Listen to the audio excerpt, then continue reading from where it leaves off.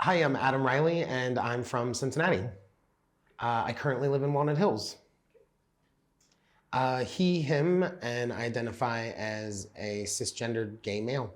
I was born in northern Kentucky, and in my early years, we moved to Price Hill, and that's where I spent most of my childhood, in Price Hill in the west side. So I lived in North Side for a long time, lived downtown and over the Rhine for a long time, and then now I'm in Walnut Hills, can't afford the over the Rhine prices anymore. Like, I went to grade school and high school in Cincinnati, and I also went to the University of Cincinnati for a bachelor's in history with a focus on antiquities.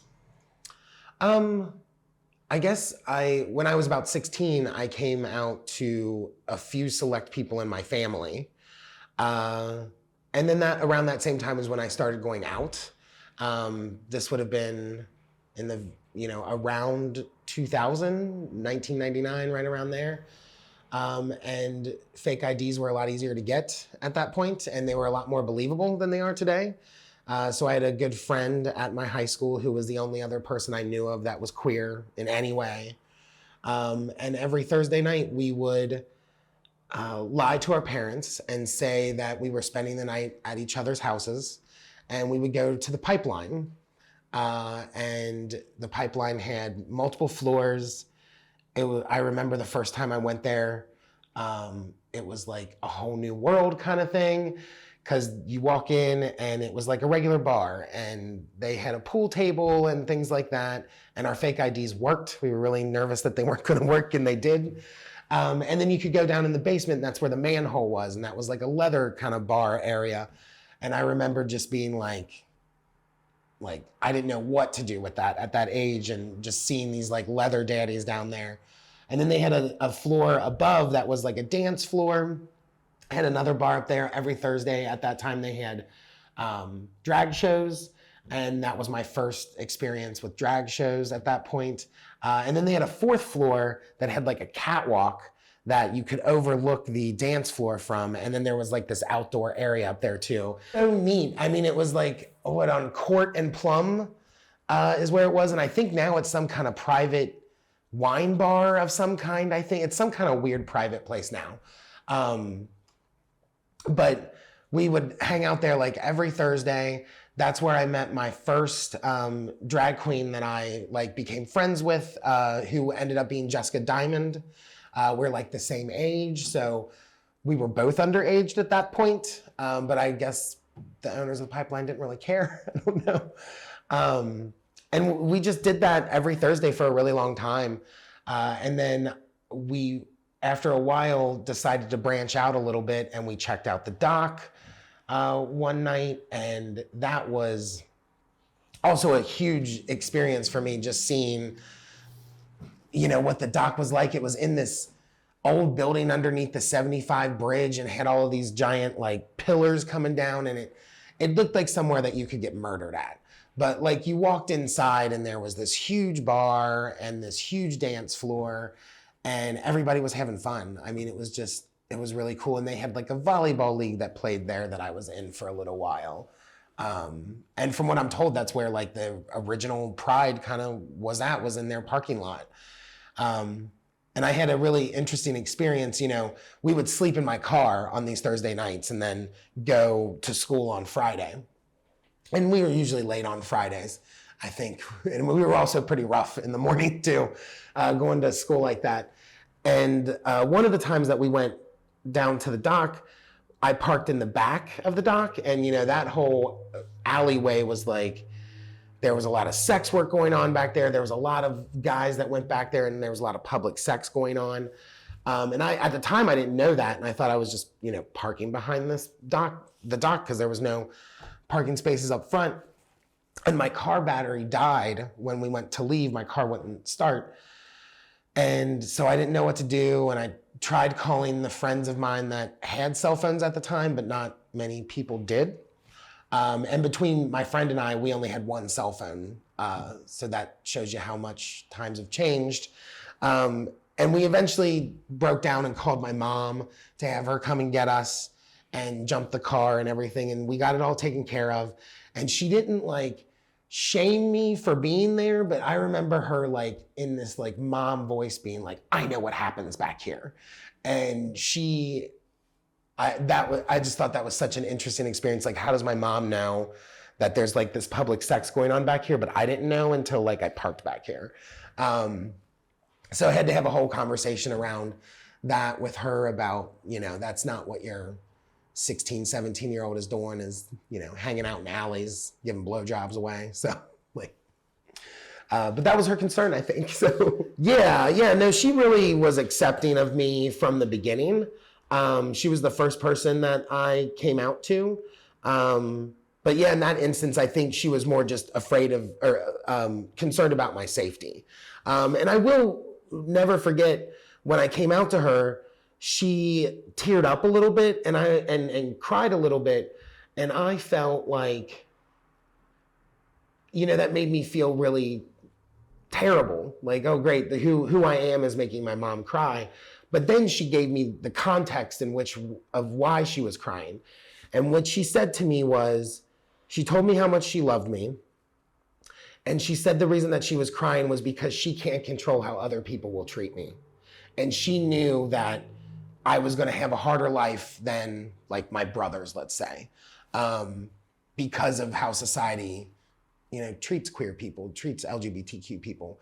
And I've thought of that a lot. And I know that's something that she thinks about. I know that is a fear that she has, that something could happen. So that was hard for me to hear.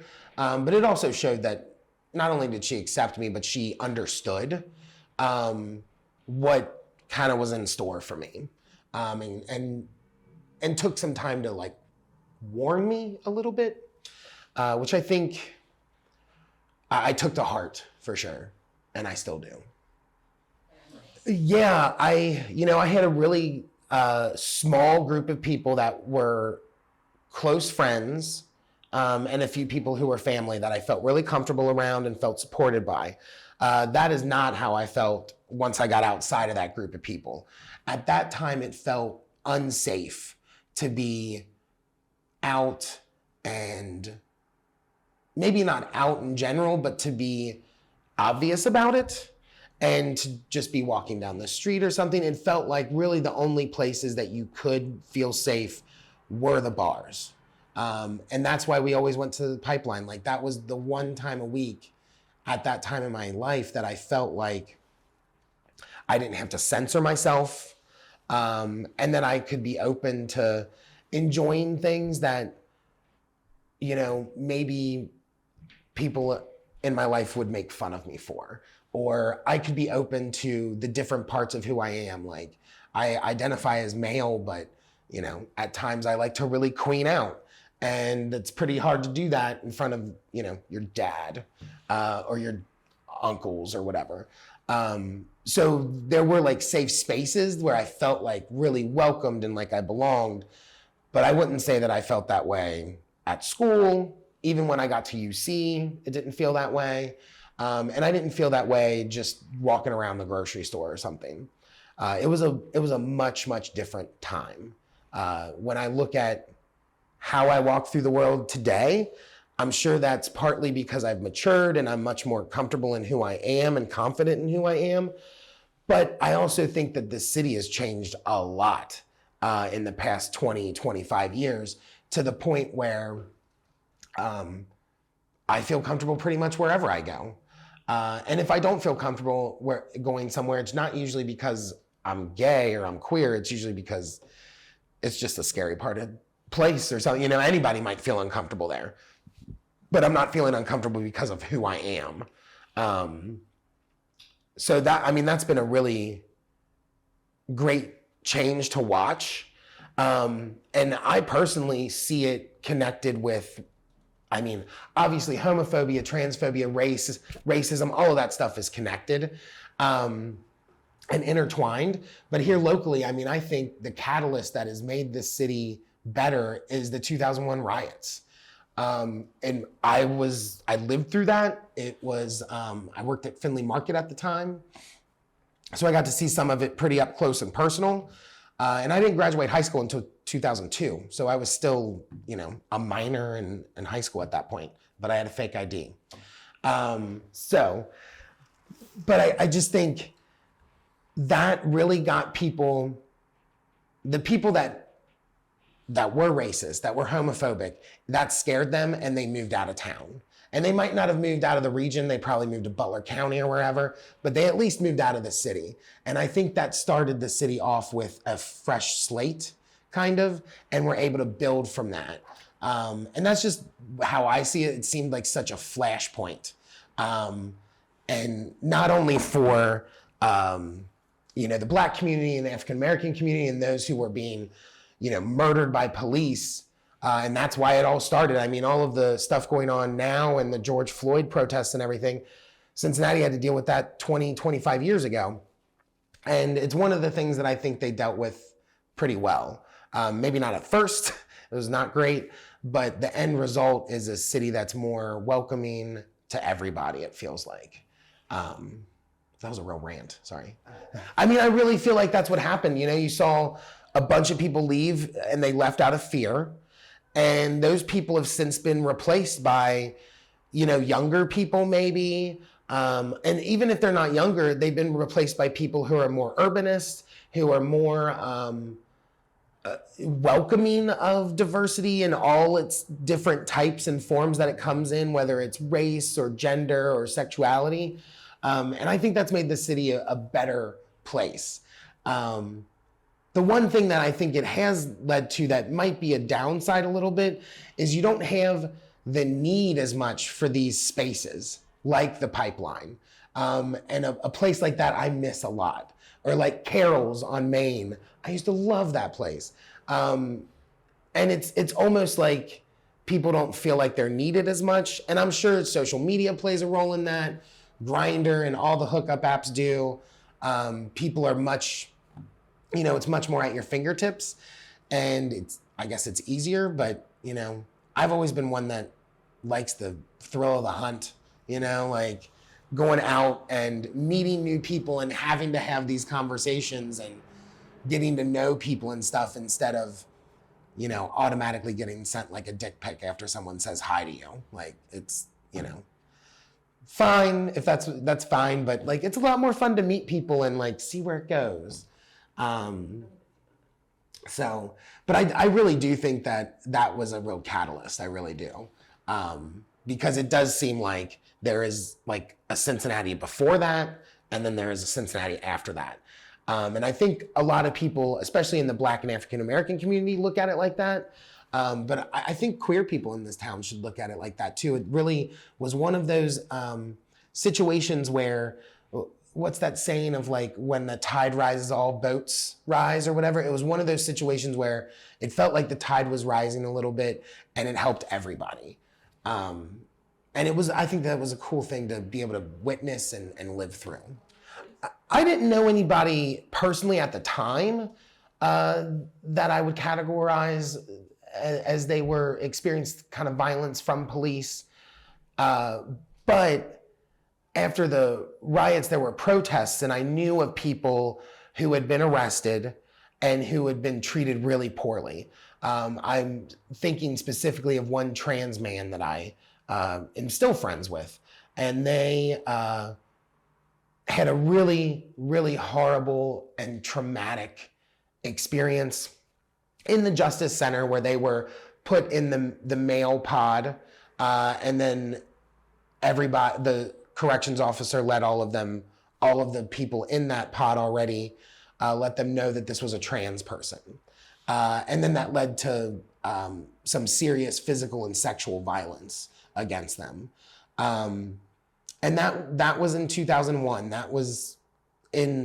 They were going to the protest and supporting what was trying to be done and the change that needed to happen in the city. And through their arrest, they had something really terrible happen to them. And then years later too, there's there's been, I've had some experiences with some friends where we've gotten pulled over. One of us was in drag, and then, they made us get out of the car, and we clearly weren't driving drunk. I don't feel like there was any reason for us to have been pulled over, a legitimate reason at least. And, they just kind of humiliated us on the side of the road.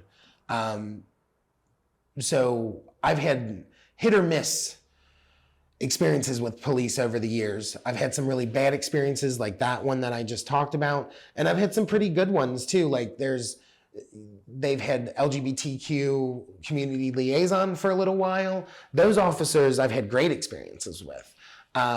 So it's kind of a mixed bag. And I've also have been with friends and experienced,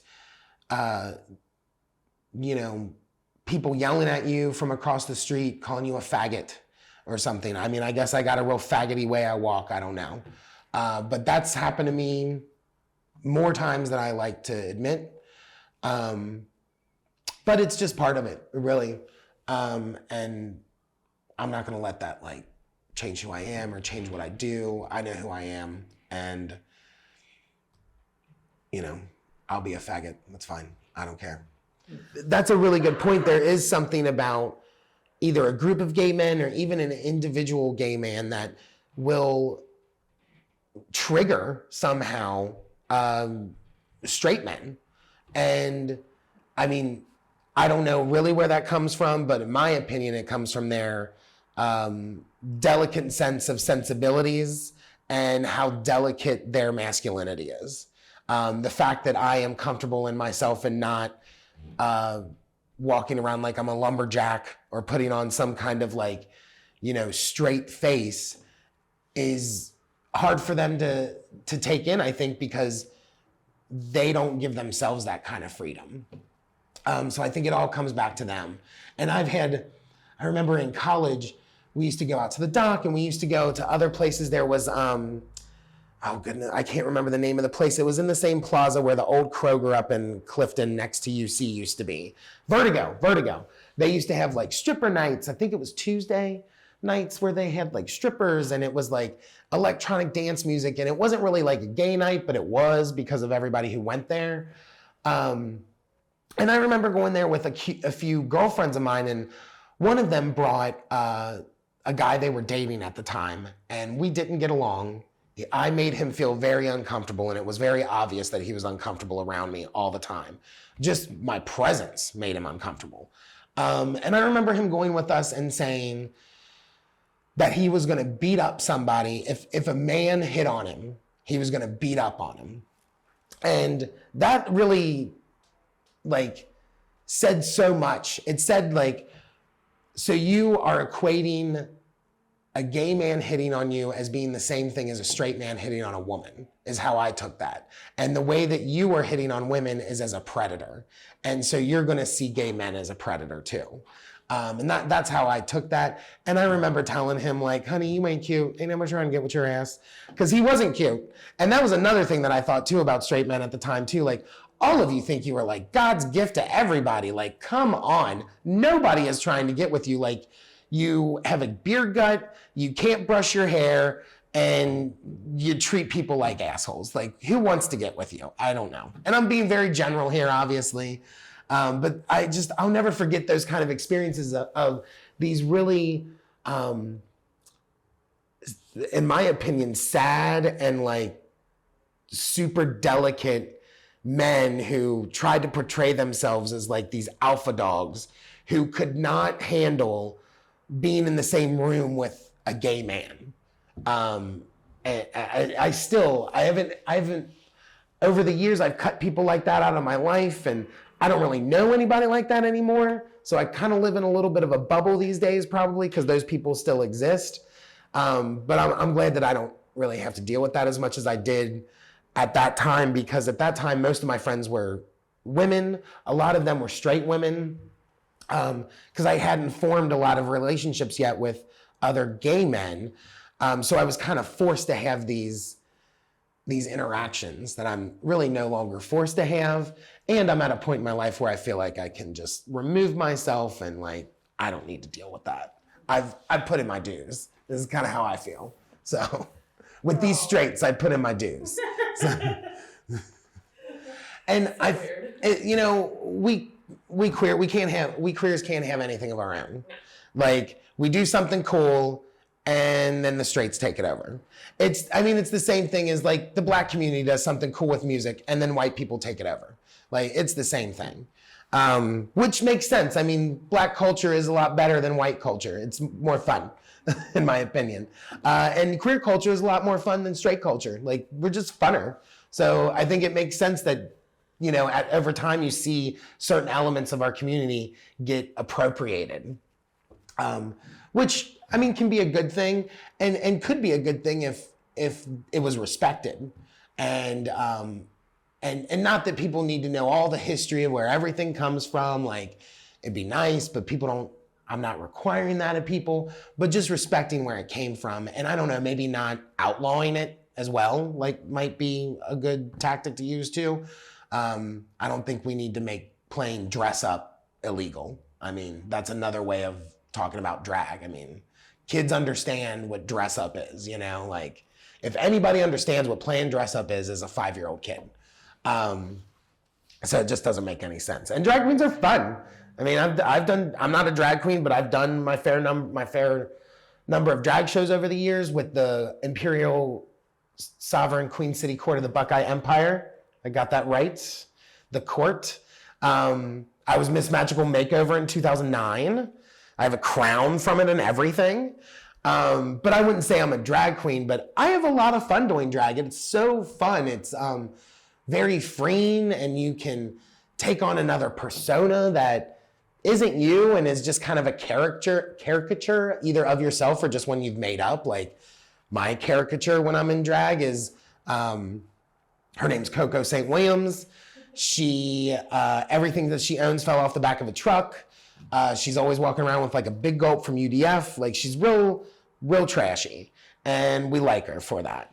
And that it's just fun to kind of go out in public and act like that, to go to a random bar, maybe not even a gay bar, just show up at some random place or go to the casino and just like get looks. It's fun.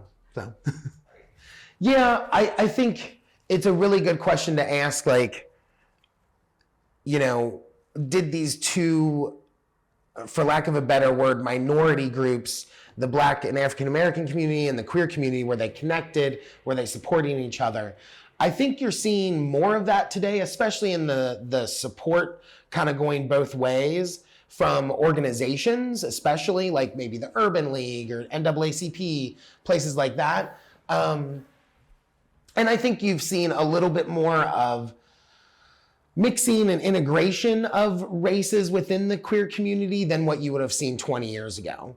I think Cincinnati historically has been a pretty segregated town, and that translates to all aspects and all communities. So no matter what community you're a part of, you're still within a segregated city, and you're within that kind of construct.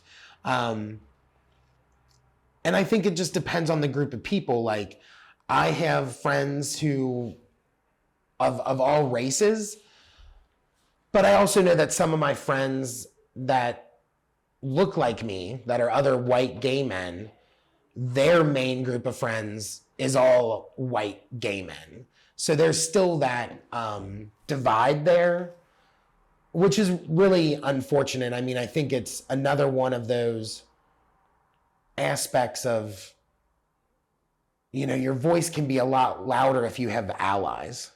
And I think it would be a really neat thing to see happen, not only in Cincinnati, but all over the place, of like these different groups of marginalized people really like linking together and being in lockstep. Because I think you could see more change that way and quicker change. But American society has been segregated, since Reconstruction. And what was done in Reconstruction, the second that some black people got voted into Congress or City Hall or the state legislature, Jim Crow was put into place. Like, that got knocked down real quick. And one of the ways that that got knocked down was by pitting people against each other. And I think that still happens. There's still a lot of pitting people against each other. And it's effective. That's why they keep doing it, because it's effective, unfortunately. And I do think it's all connected. You know, this isn't necessarily to do with pride, but like, as far as my career has been all about ending HIV and like reducing HIV. And now we're at this point where we might actually be able to do it with all the advances and stuff, which would be amazing. But, you know, years ago, we were seeing huge increases in HIV locally among people who were injecting drugs, and we didn't have a syringe exchange. Well, that's bullshit. So I started a syringe exchange, and going through that process of trying to get stakeholders and get people on our side and stuff, the racism was palpable. Like, I was not expecting that when I was going to community meetings and trying to say to people in Lower Price Hill, hey, there's people overdosing left and right. Y'all need a program here, and y'all need to support it. I did not expect to have a bunch of people push back against me with words like, that's their problem, that's an urban problem. Like, a lot of these code words were used, and it was so obvious that like, these people didn't care because they thought the only people dying were people who were black. And the one thing that turned that whole effort around, and this is gonna sound callous, but I mean, this is what happened. Some young, blonde-haired, blue-eyed girl from Madeira died of an overdose, and it was all over the news. And then all of a sudden people were like, oh, the babies, and oh my God, and this is a real problem and stuff. And that finally got people, it took that to get people to see like, oh, it's not, I should care about this because white people are affected. I mean, it was really disgusting. Sorry, I'm going on to a big rant about that. Do you remember what year that was? That would have been, we started trying to get a syringe exchange open, myself and Dr. Judith Feinberg, who was at the University of Cincinnati, in 2007. And I remember we thought we'll have this open in a year. And it didn't open until February 2014. So it took a real long time to get that to happen, and a lot of persistence and a lot of pissing people off, really. Like, it really, people did not care for it. So I think when that person died, that really changed the narrative locally, was probably in 2012, 13, right around there. Because up until that point, it was all I kept hearing was like racist crap. And we don't need to worry about that. And I mean, all you have to do is look at how our government and our society handled the crack epidemic in the 80s versus how we're handling the opioid epidemic today. Like, what's the difference? White people, that's the difference. And it's really unfortunate. And I do remember at that time too, when that was all kind of being thrown in my face, I felt like an idiot because I felt like you should have seen this coming. Like, you know what country you live in. But it was still shocking to me. And then it also really opened my eyes to like, you know, the queer community isn't all that great when it comes to like race and stuff. Because before that I used to think like, if you're like me and you understand other people who are oppressed and you understand what they need and you're on their side and you're an ally of theirs because you're in the same boat as them. And you know, a lot of people didn't see it that way. And I don't think, there's a lot of people who still don't see it that way. I mean, some of the, I've been out even recently with friends or just going out and meeting up with people at a place like, say, 901 or the Birdcage, or, you know, a couple places here in Northside, and overhearing people talk about how they don't go to Main Event. And like the words that they use, they're not using any words that are outright slurs or anything, but if you listen to what they're saying they're not going to Main Event because there's black people there. Is how I hear it. So it still exists. I think it has gotten better. But it's gotten better from such a low point that for us to say like it's better today it's still sad. It's still really sad. You know, that the pipeline, I remember it being probably mostly white. But I do remember the dock being much more diverse. Like that was the first place that I saw Vogue. And that was the first place that I started hearing about like the ball scene and houses and stuff like that. That was when I first learned about that kind of stuff, was through performers and people who were just dancing at the dock that I, would chat with and stuff. And they would tell me about these competitions they were in and everything. So I think the dock was, in my experience, the dock was always the more diverse place to go. And it seemed like the place that was everybody kind of felt safe at. And the pipeline was a little less so, I feel like.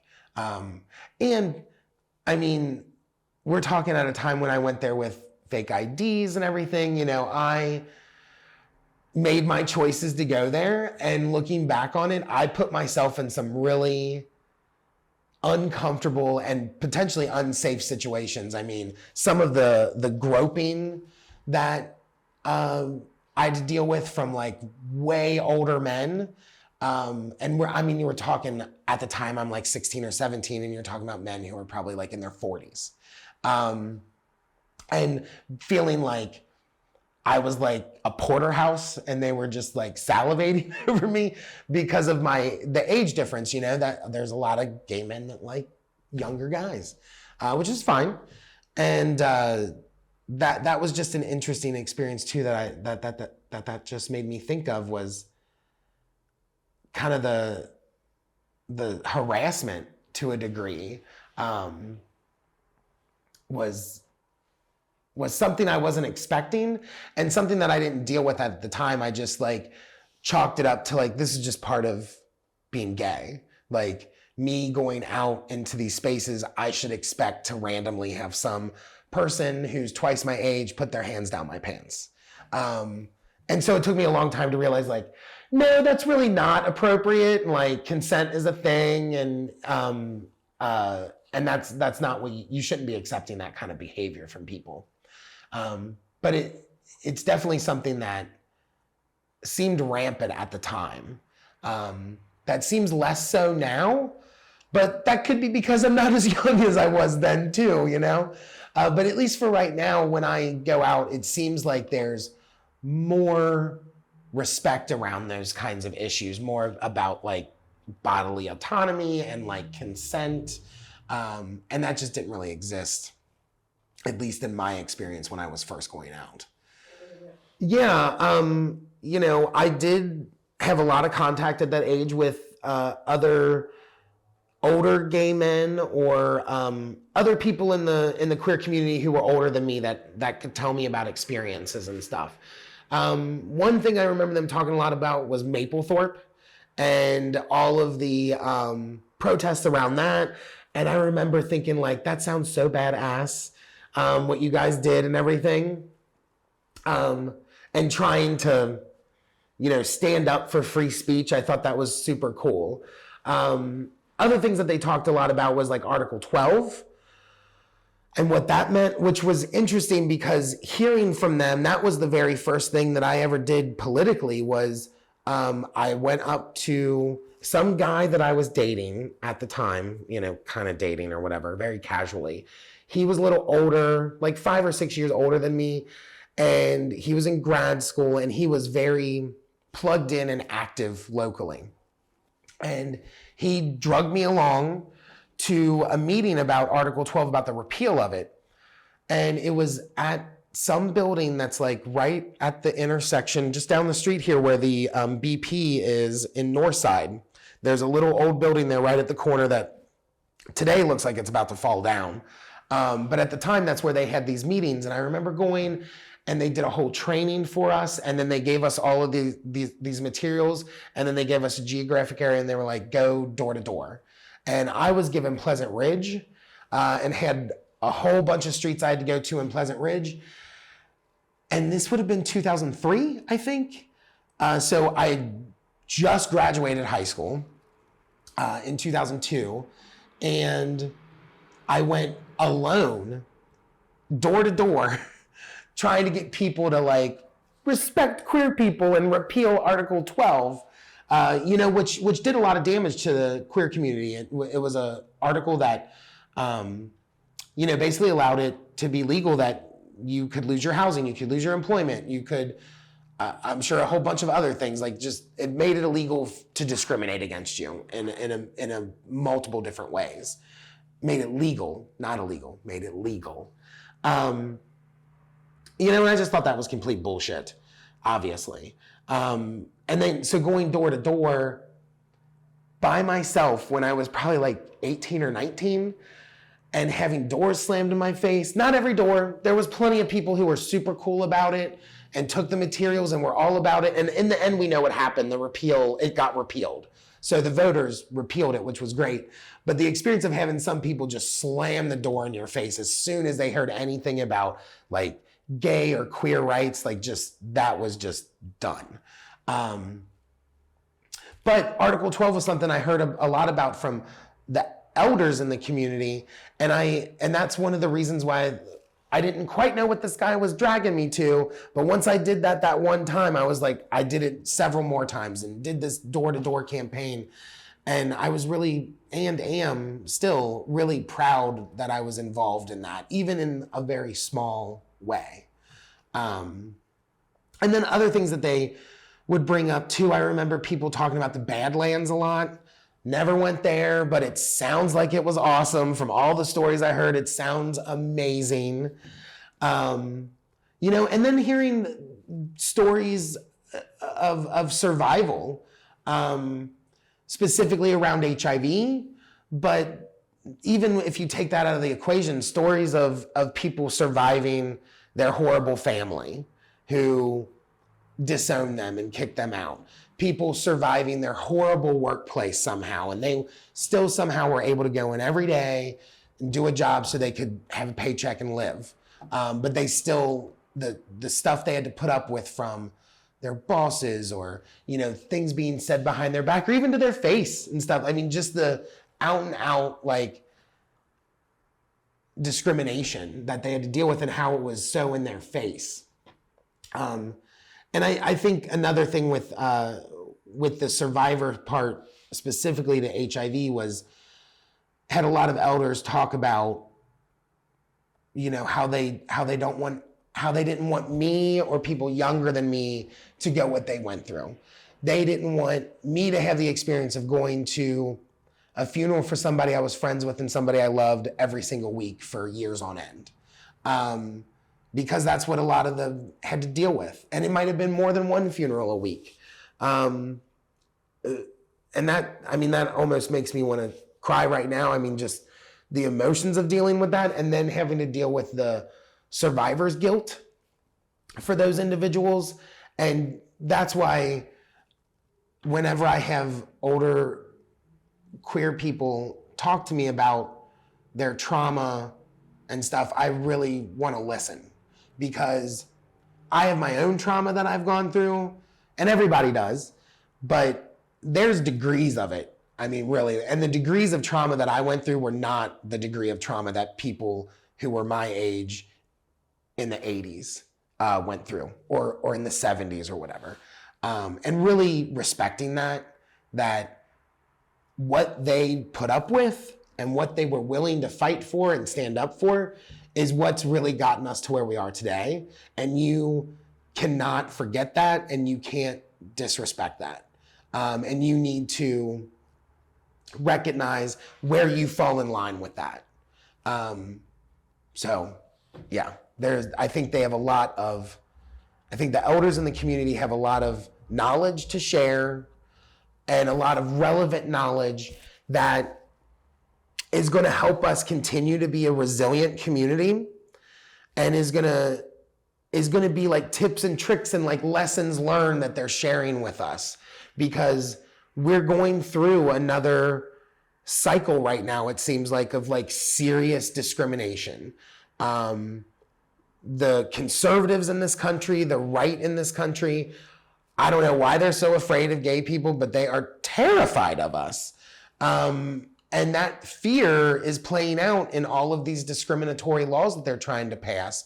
And it's playing out in an increase in hate crimes being perpetrated against not just the queer community, Asian community. I mean, take your pick. They hate a lot of people. We're just one of the many that they hate. And I think it's so comical to hear them talk about they're doing it for the kids and protecting these children and everything. I don't ever recall seeing a drag queen show up on To Catch a Predator. Like, it was always a youth pastor or something like that. I went to 12 years of Catholic school. And there was a lot of shit that went down in the Catholic Church in the time period that I was going to the Catholic school, even locally, with a whole bunch of priests that I had contact with, that people I had known and had contact with, who got arrested in that 2003, that big Boston Globe story that they did, that were caught up in all of that. And you're gonna sit here and tell me that I'm more of a threat to children than this priest that you let your kid hang out with by themselves. And by the way, they wear dresses too. So sorry.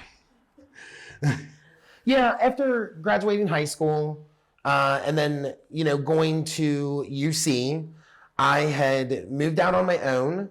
It was like the day I turned 18, I was like, bye, I'm out of here.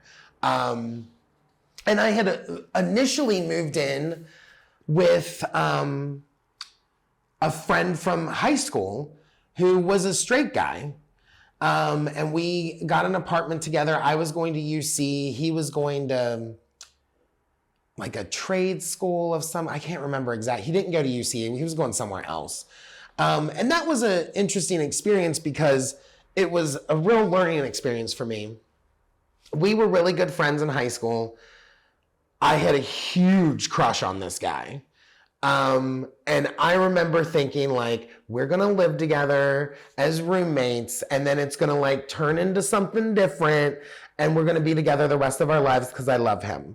That didn't work out, obviously. But living with him, that was when I really started to see like how almost self-deprecating I was at that point in my life. Like I was really trying to conform myself at that point in time to fit into what I think what I thought he wanted out of me, so that I could then, get him as my boyfriend.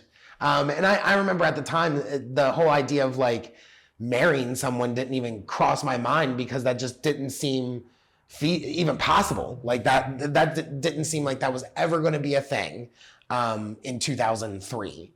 And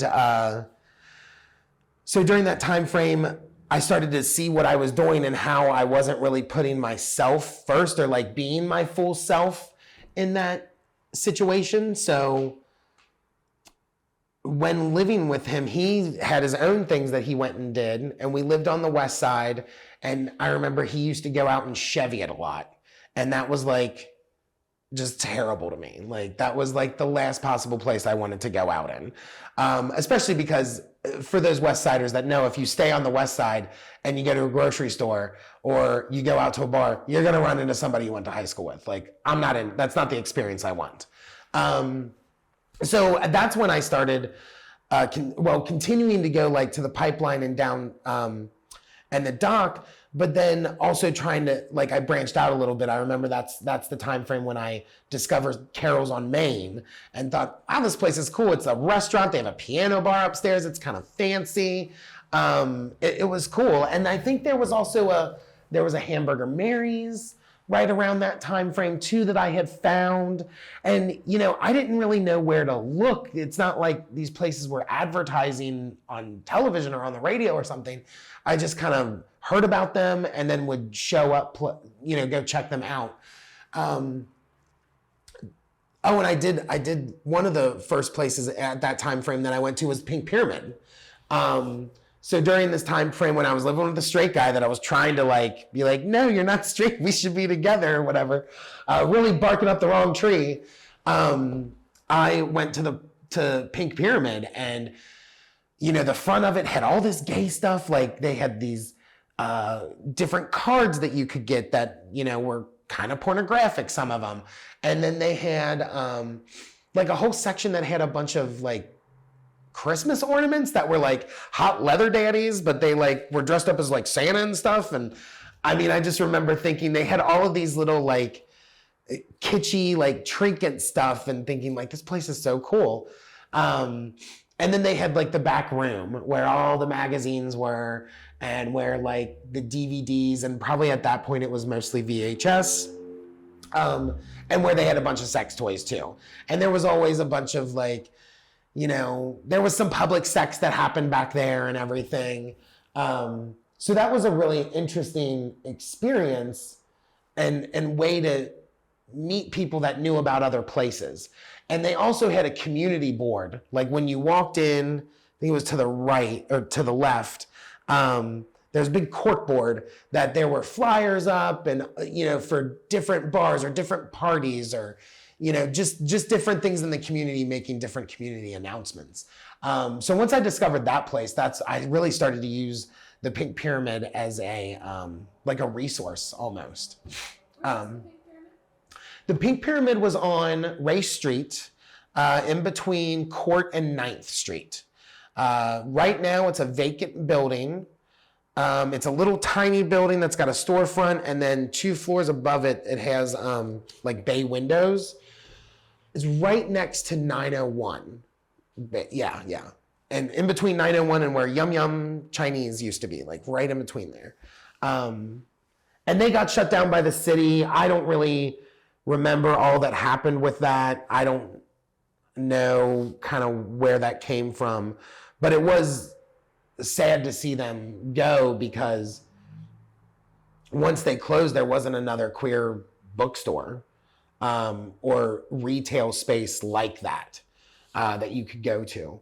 And now, you know, if you go downtown for something like that, sure, there's a Hustler down there, but I mean, that's just not the same. It's corporate, and, you know, Hustler's got its own good things about it and everything, but it's just not, it wasn't locally owned, and it wasn't ran by like this kind of quirky gay couple, and, you know, it didn't have that kind of feel to it. Like a bookstore. Head shoppy is a good thing to mention, because they did have a whole like incense wall and all of these different incense burners, and they had all these glass pipes to smoke tobacco with. So it was like a head shop meets like a gay Christmas store meets like a sex shop. And it was a really cool mix of things. And it was also the first place that I really experienced closeted gay men. The back room was an area where a lot of closeted gay men who worked downtown would slip into on their lunch break or before they went home to their family. And I remember just being amazed when I came in contact with people like that, like, because it seemed unbelievable to me that you could live your life in that way, that you could have like 2 drastically different lives, and kind of keep one secret from the other. It just seemed like what that does to you mentally has got to be really rough. So that was kind of the first place where I came in contact with that and really put that together, that, oh, these are like closeted straight men who are trying to like pick up men and have sex with them and stuff. And that was a real eye-opener for me. And that also, you know, it's the same people that are like in Mount Airy Forest. You know, somebody who's your out and proud gay man, you know, they're not going to Mount Airy Forest and out in the elements to, you know, have a good time and hook up and stuff. That's so like cloak and dagger and, you know, seedy, and you're doing that in like a hidden kind of way. Those are people who who knows how they identify their sexuality, but they're having sex with men, and there's got to be some level of shame to it if you're going that route, to to hook up with people and stuff. So that's one of the things that's always bothered me, is that I get conflated with men like that. Because men like that, the park board or people at the park see as a nuisance or even predators. And I can understand that train of thought. You're at a park where, you should be able to walk down a trail with your kid without coming upon two guys like fucking. That I don't think that's asking too much. But the getting conflated, like that's an activity that gay men do, and not that there isn't plenty of fun sex parties and everything that gay men like to attend and everything, but they're in spaces that are like, for that, and that are safe and that kind of stuff. They're not in some trail in some park somewhere. So I will say over the years, that's been something that has annoyed me, is how people outside of the community conflate us with that aspect of things. It goes down the whole thing of like, the whole idea that some people have that gay men are predators for children. Like I was saying before, like that's all like made up. Like if you really look at the statistics, straight men are where you should be looking and where you should be afraid of. So, going to 12 years of Catholic school is the quickest way to make you not religious. So once I graduated from high school, I couldn't get far enough away from any religious aspect of anything. And really, I still feel like that. I have a lot of my trauma is based in Christianity, and I don't want any part of it. So I really never engaged with any of the churches that much. Did engage a lot with Church of Our Savior and Mother Paula over there, but that was with the Syringe Exchange. And she is an amazing woman and an amazing ally to this community and to poor people, to marginalized, to anybody who's getting the short end of the stick, she is there for. And she reached out to me after the exchange had first opened. It's a real long story, but we had a site in Springdale, and that's where we were able to get all the legalities figured out for this one little area. We didn't have it figured out for the city of Cincinnati yet. And it made it all over the news. I mean, like the BBC picked this stuff up. I mean, it was ridiculous. And they kicked us out, and we didn't have anywhere to run this program. And the next day after it was on the news, Mother Paula from Church of Our Savior, which is a very welcoming and affirming church. It's an Episcopal church on Hollister Avenue in Mount Auburn, called me and said, "Why don't you park your van on my property? It's church property. They can't do anything."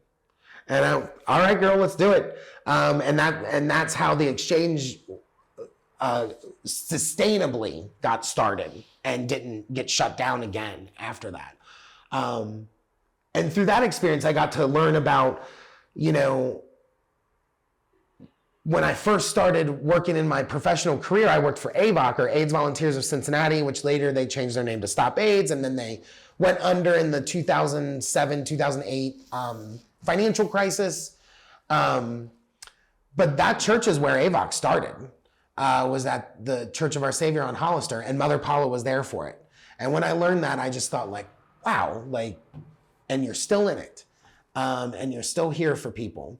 So that would have been the one religious kind of institution that I've had really good experiences with.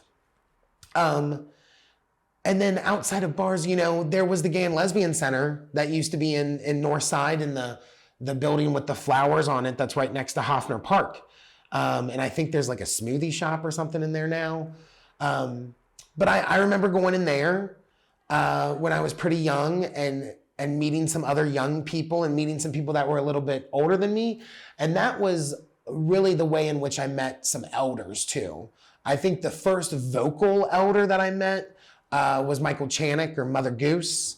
And she's got stories and opinions about everything, and she's a good storyteller too. So I learned a lot from her. I mean, she was really, really willing to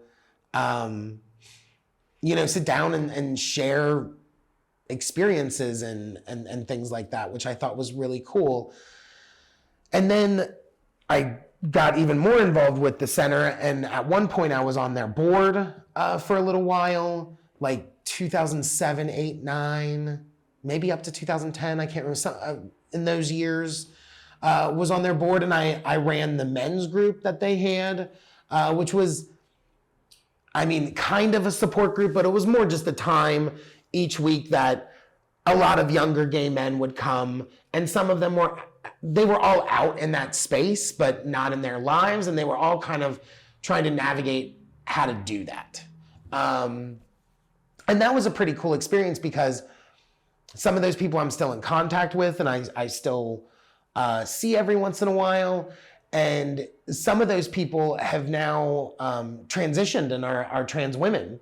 And so it's interesting to have known them that long of a period of time and seen the progression that they went through and the different steps that they had to go through to be comfortable with who they are and then be comfortable with who they are and other people. So that, those were really, really cool experiences. And at that time, the Pride Center, the LGBTQ, not Pride Center, the LGBTQ Center, or the Gay and Lesbian Center, I think is what it officially was called at that time, were the ones that put on Pride. So Pride was still in Northside at that time, and it was much, much smaller. And the board of that organization are the ones that made Pride happen.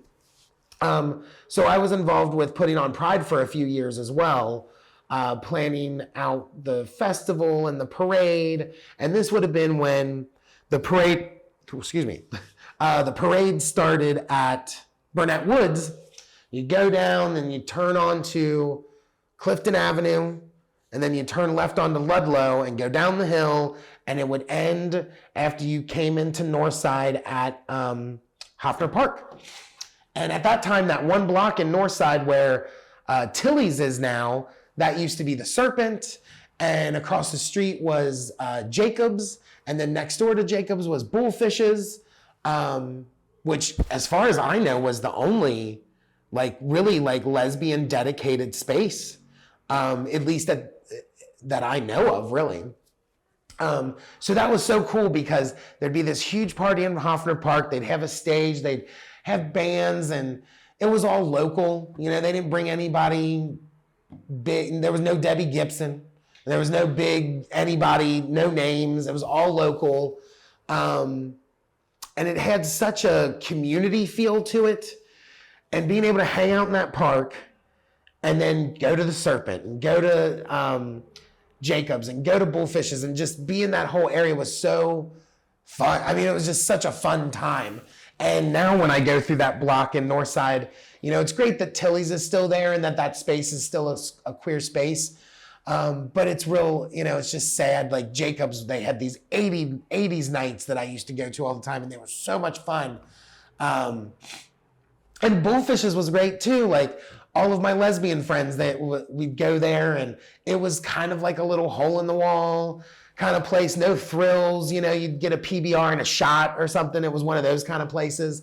And those PBR and shots a lot of times would lead to fights going on in the parking lot that's across the street behind where Serpent would be. So that was an interesting time frame because in the back of Serpent was a lot of sex going on. It was very, it was a leather kind of sex club place.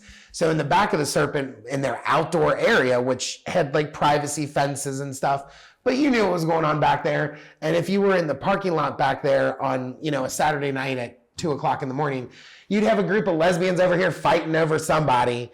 And then you'd have all these gay men over here having public sex. And it was, it was just such an experience of this is happening over here and this is happening here and the noises and the smell. I will never forget those experiences were really, they were just really fun. And I never really knew what the lesbians were fighting over, but I'm telling you, most Saturdays there was at least a few lesbians over there fighting over somebody. And it's girls, let's just have fun. So, yeah, it's Saturday, come on.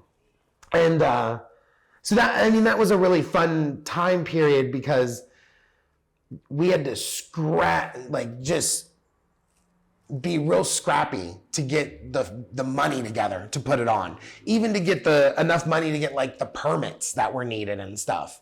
And everybody just kind of came together. There were, people that would come and work booths and we wouldn't charge them. But then people that would come and have a booth that could pay, they donate money and stuff like that. Like people just kind of made it work. And it just felt so community driven at that point. Like we were kind of all in this together, and it felt like everybody kind of had a role in the planning it or putting it on or the breakdown or cleanup, or at some point that weekend, everybody had a role that they were doing something. And at the time, there was one year where AVOC had just gotten a new testing van donated to them by, I think it was the VA that donated it to them. And it was an RV, it had a bed in the back. I mean, it wasn't like medically outfitted basically. And so there was one year that we had the van at Hofner Park, and it was parked in the real prominent spot, like right along Hamilton Avenue. You couldn't drive down Hamilton Avenue without seeing this giant RV parked in the park. And they had security and stuff that night, but I remember my boss being concerned about it being there overnight and what might happen, it was new and all that stuff and what might happen to it. So myself and a coworker decided, well, we'll just spend the night in it. So this would have been the Friday before Pride, so that Saturday would have been when they had the parade and the festival and everything. So that Friday night we were like, well, we'll just spend the night in this RV. It's fine. There's a bed in it and everything. And we had so much fun that night. We went out to Jacob's and the Serpent and all those places and partied hard and, stumbled our way back across the street to this RV. And we're like trying to get in and we're fussing with the keys. And the security guard comes over and like has his flashlight and like, what are you guys doing? Thinking we're trying to steal this thing. And so we had to talk him down and make sure it was cool. And then we finally get in there and then we passed out. And the next morning, people started showing up in the park really early to get things set up and everything. So it's like, 8 or 9 o'clock in the morning, and we were like probably up and out until like 4 or 5, something like that. And so we got a handful of hours of sleep and got woken up. And I just remember being so rough that whole day. And I was in charge that year of the festival. So once vendors started showing up, I was the one that was like, here's where your booth is. Do you need electricity? Here's where you're going to be, all that kind of stuff. And just trying to make it through that entire day with like very little sleep and being like super hungover it was a fun day, but God, it was rough. And I remember at the end of the day, after the Pride was over and we were at the point of like cleaning up and breaking down and everything, I was so beat, and I sat down next to one of my friends, and I remember saying, these gays are going to be the death of me. Like, they're just going to kill me. Because, I like my dramatics, I guess. But I don't know. That was such a fun Pride. It really was. And, What year was that? that was 2009. So, I think it was 2010, might have been 11 when it moved downtown. And it moved to Fountain Square. And then after that, a few years after that is when it moved down to the river, where it is now, in Sawyer Point and stuff. And I think that I welcomed that. And I thought, one, I welcomed it because the center no longer was in charge of putting on Pride. And I didn't have to do all that work, because after doing a couple years of that, I was like, all right, this is a lot of work that I just didn't realize how much it was, really. So I have a lot of respect for everybody that over the years and continues to put on Pride, because it is a lot of work. But, and I really welcomed it moving downtown. I thought that was great because it's downtown, it's more prominent than being in a neighborhood like Northside. And Northside always seemed like, yeah, that's the neighborhood where Cincinnati's going to have their Pride. It's the gayborhood. It's the neighborhood where that's acceptable kind of thing. So I thought it, overall it was good that it moved downtown because it made it more in your face and made it more of a citywide, regional kind of thing. And ever since then, it's continued to grow and grow and grow. And that's also one of the reasons it moved downtown was that it just got too big for Hoffner Park. It's not that big of a park. It just was too big. And there's no way you could get the city to shut down Hamilton Avenue. It's a, it's a major road. They're not going to shut that down for a weekend or something. So I was really happy to see it move downtown, and I was really happy to see like other people jump in and start to take it over and maybe freshen it up a little bit. And, I think every couple of years you need to shake it up and get new people in there, to keep it fresh and keep it moving and everything. But it just has, there's two sides to it. I'm glad that it's gotten bigger, but it doesn't feel as community driven as it used to feel. I'm glad that they've got the money and stuff to be able to do these bigger things and bring in bigger people and stuff. Like, that's cool. It's more entertaining and everything. But the cost of that is, the corporatization of Pride. And I think that's something that all of us have to deal with. And it's not just Pride, everything is being corporatized in some way or monetized in some way. I mean, that's kind of like the direction of the society we live in, it feels like. But I think that's one of the reasons why I look back on that era around 2009 so fondly, is because it's something I don't think we're ever going to get back to. I don't think there's ever going to be a Pride in Cincinnati that has that same kind of feel. And to be able to have lived through that, I feel, I think is a gift, and I feel really privileged that I got to see that. So I did, there used to be an organization in town called AIDS Volunteers of Cincinnati, or AVOC. And I wasn't around for their inception or anything, but I do know that they were started in 1983. They were one of the very first AIDS service organizations in the whole country, which is kind of cool to think about, that we had a response way quicker than most other cities did. And it was started in the Church of Our Savior in their basement. That's where they had their first meetings. That's where their first office space was and everything. And then I came around, I think there's plenty of other people that can talk about like the 80s and 90s history around AVOC, but I came around in 2005. I started volunteering with AVOC. And I would go with one of their health educators that was the person that went to all the bars and filled up their condom boxes and would do outreach and went to like special events and stuff. So I would volunteer at some of the special events that this guy was doing. I would help him fill up condom boxes and do, stuff like that. And then I helped volunteer at like their AIDS walk, because they were the original organization that started the AIDS walk in Cincinnati. And then later Caracole took that over. So yeah, and I kind of just helped out with whatever. They had this volunteer coordinator at the time named Barbara, and she was fun. It's nice when places need volunteers and they have somebody who works with volunteers who's super fun. She was real fun. Excuse me. So she kept it engaging, and so they had me do office stuff sometimes, like stuff in envelopes and stuff like that. And through that volunteering, I got to spend time at their office, which was down on Findlay Street. There's a building on Findlay and Central Parkway that's got these big bubble windows. It's a brick building, and it's got two big bubble windows on it, which are kind of unique looking. And that was their office building. And it was just an environment that I had never been in. There were people of a bunch of different ages, a bunch of different races, all different genders, different backgrounds, and they were all there like working on a shared goal. And they were all like really passionate about it and really cared. And that really struck me. It really did.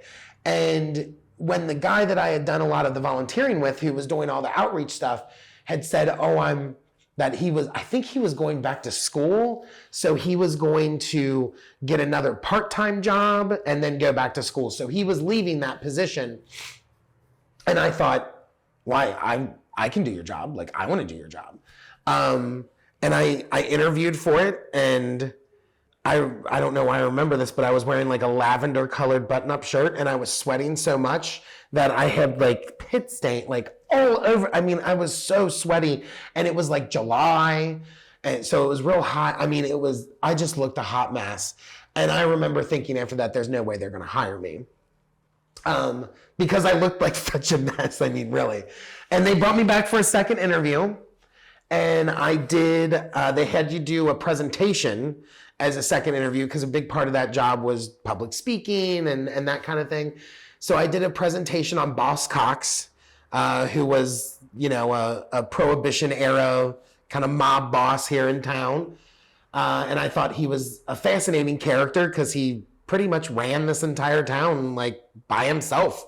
And there's a library in his old house now. The one in Clifton was his old house. And they thought I had visual aids. I had like pictures of him and stuff. And that's how I got the job, because they thought I had taught them something that they didn't know. And I did it in a really engaging way, because neither of the people that were interviewing me, none of them were into history. They were the kind that think history's boring. And I was able to make it exciting for them. So I got hired, and I just remember being so excited. Like, I am gonna, I was young, and I thought, like, I'm gonna change the world with this position. And it was an organization that gave me a lot of leeway. They paid me to do my job, and I went to them and said, well, I think a big chunk of my job should be advocating and doing all of this stuff to get a syringe exchange opened. And that wasn't in the job description when they hired me, but they were like, yeah, you know what, that's something we should be doing. And they let me do that. And they gave me the space and the support to do that. So I think it's a real shame that AVOC isn't around anymore, especially for people that don't remember it, that they were never able to see that organization and what it did. But its legacy is pretty impressive. The work that we do at Caracole, a lot of that work is legacy work from AVOC. The fact that this region now has almost 10 different syringe service programs throughout it is because of that organization giving the space to somebody like me and somebody like Dr. Judith Feinberg to get that done. They were, a great organization. They had support groups, and at that time, it doesn't seem like that long ago, but HIV was a lot different in 2005, 2007 than it is today. Undetectable was not a thing. PrEP was not a thing. Post-exposure prophylaxis was not a thing. There's, and all of these injectable treatments for HIV or injectable forms of PrEP, none of that stuff existed. At that time, people were taking multiple pills a day. And they had a lot of side effects, and it was really ugly. And a lot of those clients during that time period were experiencing things that we just don't see anymore, like, wasting syndrome. You don't see that in people with HIV anymore, but you did then. And that really had a big impact on me. And the fact that, I oversee a lot of the activities that Caracole does in the prevention department, one of them being our testing program. And I've overseen this testing program since it was at AVOC. So I've been a kind of constant thing in this testing program, which I'm proud of because it's a free service that's always been available to people, and we've made sure that it has always been available to people. But when I first started and getting the training on how to do testing and going through all that different type of training, one of the things that they talk to us about, if you have somebody who tests positive, what's the process for that? And one of the things at the time was you should be talking to them about like them thinking about getting their affairs in order. And this was, 15 years ago. It was not that long ago. And now when we have somebody test positive, obviously that can be a hard thing for people to deal with emotionally and everything. But like, you know, you're going to get hit by a bus before HIV kills you, as long as you're taking your medication, you know? So just the change in that, and not having to have a conversation with somebody who might be sitting in front of me and might be 30, and I'm just telling them that for the first time they're hearing that they're positive, and that we can now it's empowering, and like talk about all the achievements that have been made, and how you're going to live a long, healthy life with medications. 15 years ago, I would have been saying like, you know, you really should think about making sure you've got your affairs in order, that things are paid for, or I know you're really young, but you might want to think about getting a pre-need for a funeral. I mean, it's just night and day. But yeah, AVOC, they were a fun organization. They put on some pretty good parties when they had their galas and stuff. They had some pretty fun ones. They had one at the Hall of Mirrors once where they brought in a couple of Joan Rivers impersonators. That was really fun. I remember that was a really fun night. And it was the people are the ones that made that organization, and they were all really cool. And a lot of them I still have contact with, because a lot of them work for Caracole. Or a lot of them have gone on into other ways. Like I know some of them have gone on to work in hospice care at Christ Hospital and other places. And they're bringing, you know, and not everybody that worked there was queer, but everybody that worked there really cared. And so these people that have fanned out in the years since then are kind of spreading that message and bringing that knowledge with them, which I think is pretty cool, that that's filtering into these other areas too. I was at AVOC when they changed their name, because when I first got hired, they were still officially AVOC. And that was in 2007. And I think it was either in 2009 or 10. Might have been 9. One or the other is when they changed their name to Stop AIDS. And I don't really remember what the reasoning was behind that. I just remember, I think they were going through a phase where they were trying to rebrand themselves a little bit, which sounds a little weird for like a nonprofit, but they had been known for so long for like their buddy program, and which was a program where people would go and bring meals to people who were suffering and dying from HIV, and you would just sit with them and spend time with them and stuff, which was an awesome program. But I think at that time is when you really started to see things shift from that more like HIV is a death sentence to like HIV is something you're going to be able to live with your entire life. I feel like that is kind of where the thought of the name change came from. And I personally liked the name because it was so in your face about what it was. Like you can say AVOC and people don't know what that is. And who wants to sit there and say AIDS Volunteers of Cincinnati? Like it's a real mouthful. But Stop AIDS is short and it lets you know what they're trying to do. That was another cool thing about them too. They were real edgy at times. They have this shirt that in big giant print. I used to wear it all the time and love the looks that I got. But in big giant print, it said Cincinnati has AIDS. And they had a lot of shirts and a lot of materials that they put out there that were intentionally like kind of poking the bear a little bit. And I always really liked that about them, that they were willing to kind of be kitschy or be in your face and stuff. But yeah, I'm pretty sure that that's where the name change came from, was just kind of an evolution of things.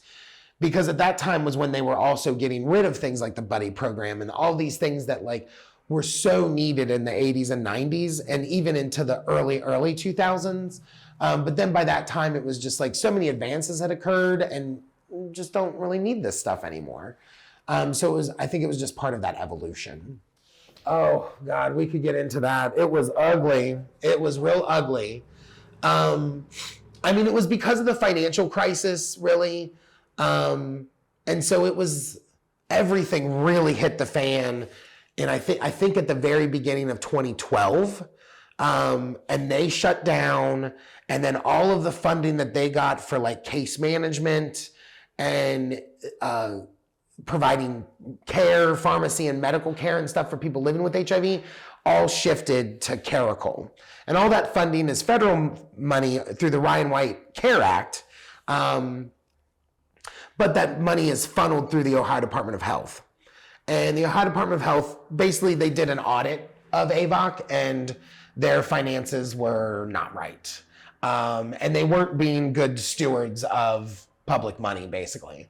And their board was not providing the proper oversight. That's the main function of a board for a nonprofit, is to provide oversight, especially financial oversight.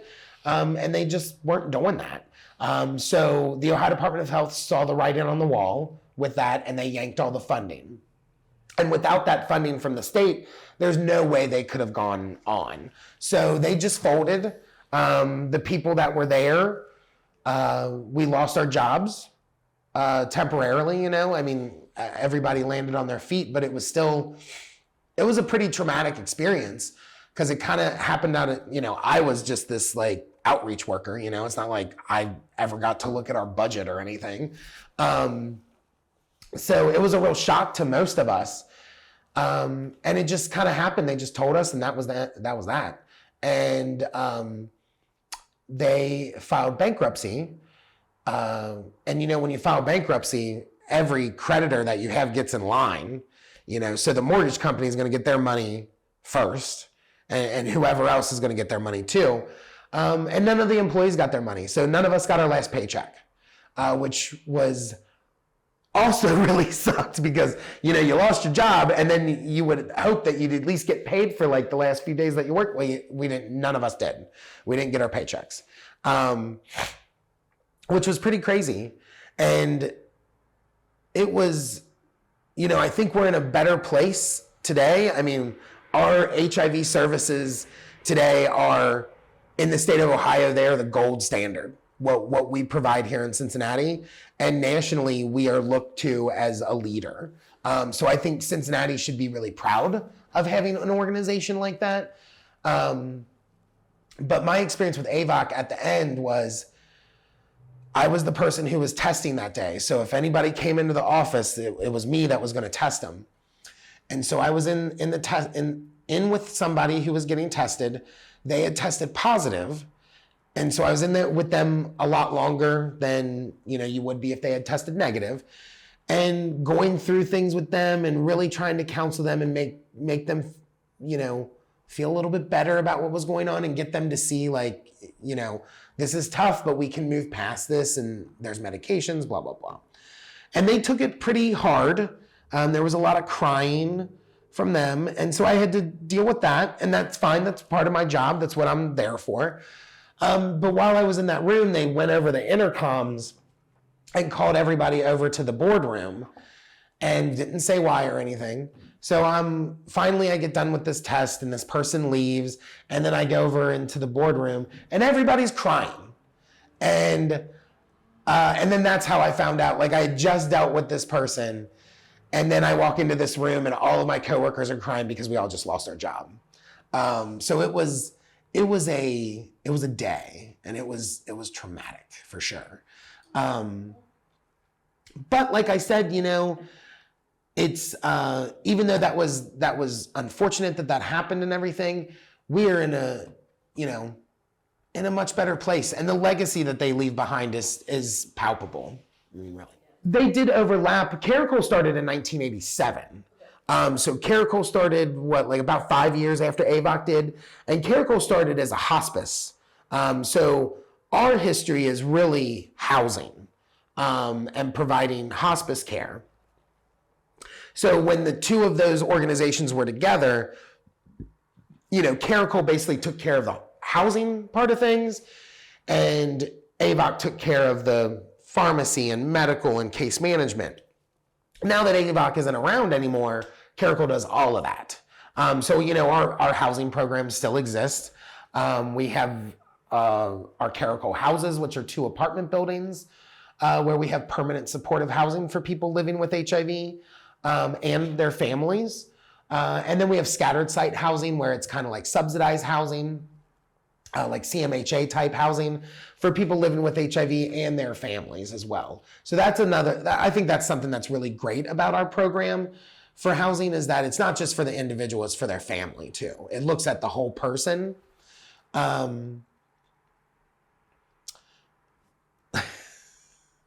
don't know what I was, and so Caracole started as a housing organization and started as a hospice house where people could go and die with dignity and respect from HIV. And it was a lot of people who, were disowned or kicked out of their family and they had nowhere else to go. And if Caracole didn't exist, these people would have been like dying in the streets or something. And luckily we've moved past that because we don't need hospice care for HIV anymore. So that is a historic thing that we used to offer that we don't offer anymore. And then eventually over the years, Caracole also took over the testing and prevention aspect of things. After AVOC or Stop AIDS closed, that prevention funding for testing went to Planned Parenthood of Southwest Ohio. So I worked for them for a while. Planned Parenthood is amazing. I cannot say enough good about that organization. They're awesome, and I loved working for them. But in 2016, the state of Ohio decided to defund Planned Parenthood, so no state funding could go to Planned Parenthood. And even though the funding for HIV prevention at the time, all of that funding was federal dollars, it still passed through the state. So by that law, just all of a sudden, that was another kind of trauma for me a little bit, because it was like, oh great, now the governor wants to fire me. Like that feels great. And that's how Caracole took over the prevention stuff, because they were kind of forced to.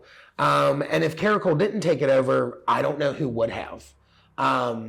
So now, and that's kind of the evolution of how Caracole became a full service AIDS organization instead of just a housing organization, or instead of just an organization that helps and provides care for people living with HIV. Now we have syringe service programs. We have our harm reduction vending machine, which, you can go and get condoms from, or pregnancy tests, or all the supplies you need to inject or smoke drugs. All of it's in there for you. And then we, all of the testing and outreach that we do. So we cover the full continuum. AVOC they closed towards in the first quarter, in the first couple of months of 2012. And then later that year, I started with Planned Parenthood. And so it was with Planned Parenthood from mid 2012 to early 2016. And then have been with Caracole since 2016. So, I don't know, a lot of people around my age and I think my generation, millennials, are kind of known for job hopping and skipping around and stuff. I've never done that because of the experiences that I've had. I couldn't picture myself doing something else. It's so fulfilling. I feel like I am doing something on a day-to-day basis that either is helping an individual, and I can see that play out on a day-to-day with my work, or is helping a larger community. And I just couldn't see myself going to work for any corporation or anything where I'm just going there to collect a paycheck, I guess.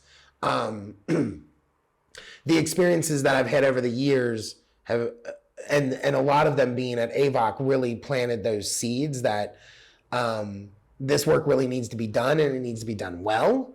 And not everybody's willing to do that. And if you're willing to do it, then you need to step up and do it. Yeah. I had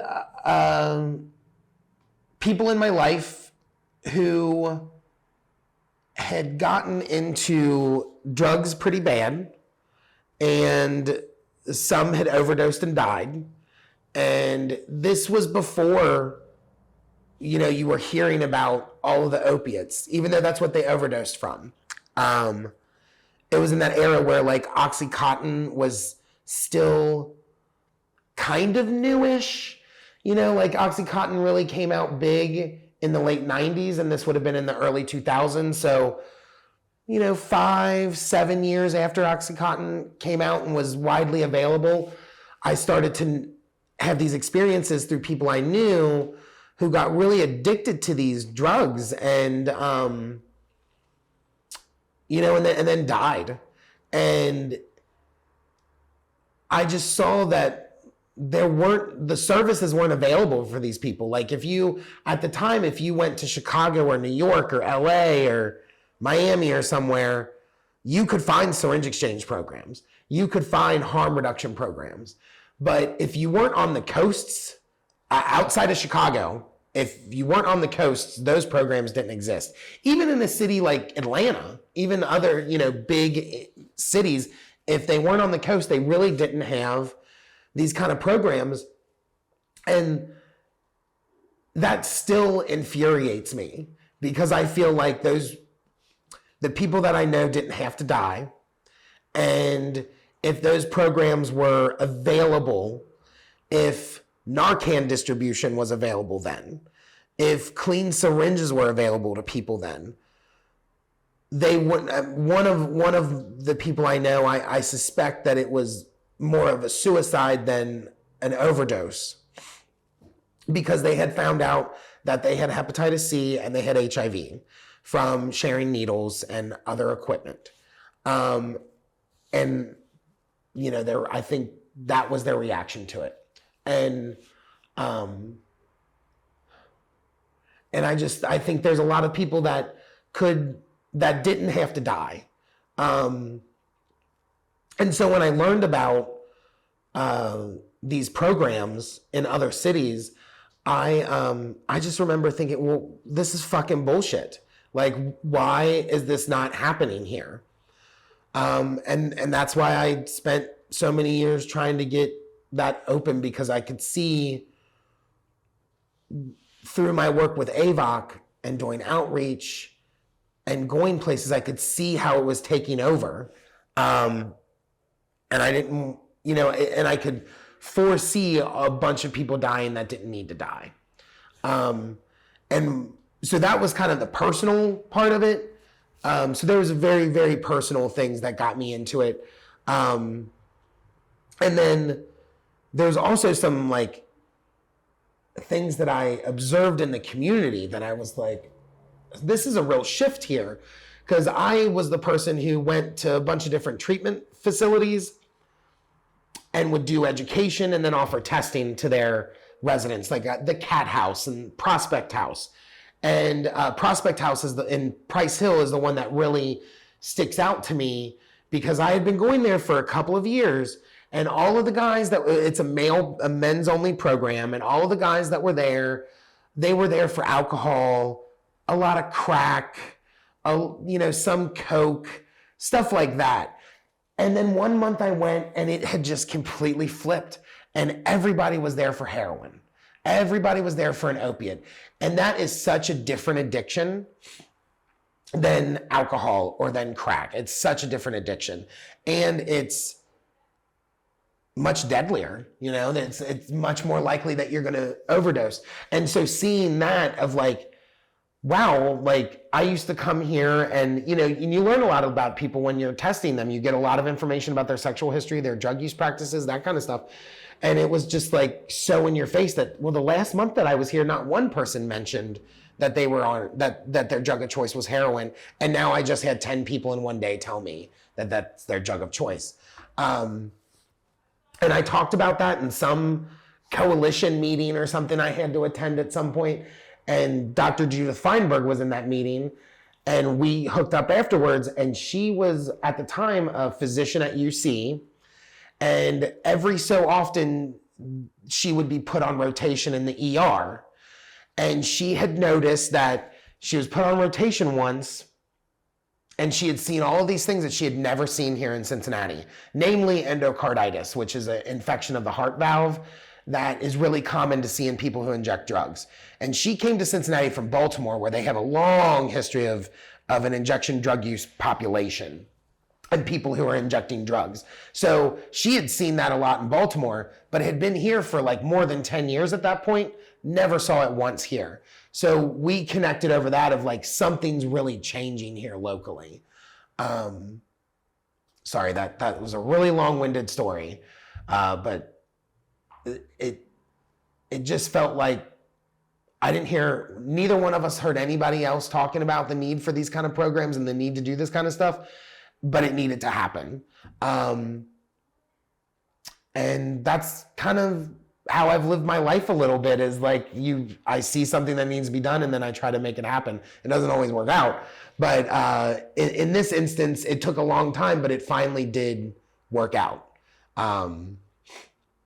And I remember there, for a long time there, you can go back to like Enquirer archives and like Channel 12 and some other local TV stations and look at their archives. And for a while, I was like getting myself in the news like as much as possible.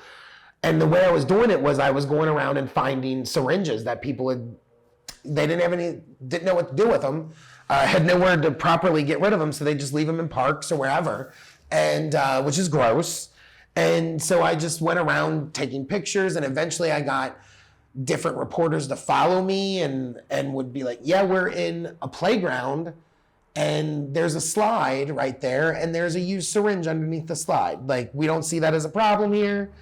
And just trying to advocate for it. And I will never forget, I think her name was Deborah something. She's not on Channel 12 anymore. She was a little older. But I took her to a park on McMicken Street. I think it's McMicken. And so I took her to this park that I had found syringes in a lot over the years. And so I thought, okay, she's willing to come with me and she's bringing a camera crew. And this is going to be a way that we're really going to be able to show people locally, like, this is a problem here. And we're at this park at the corner of, what is that road? It's like along the side of the hill, McMicken, and then that one road from Clifton that comes down and then takes you on to the Western Hills Viaduct.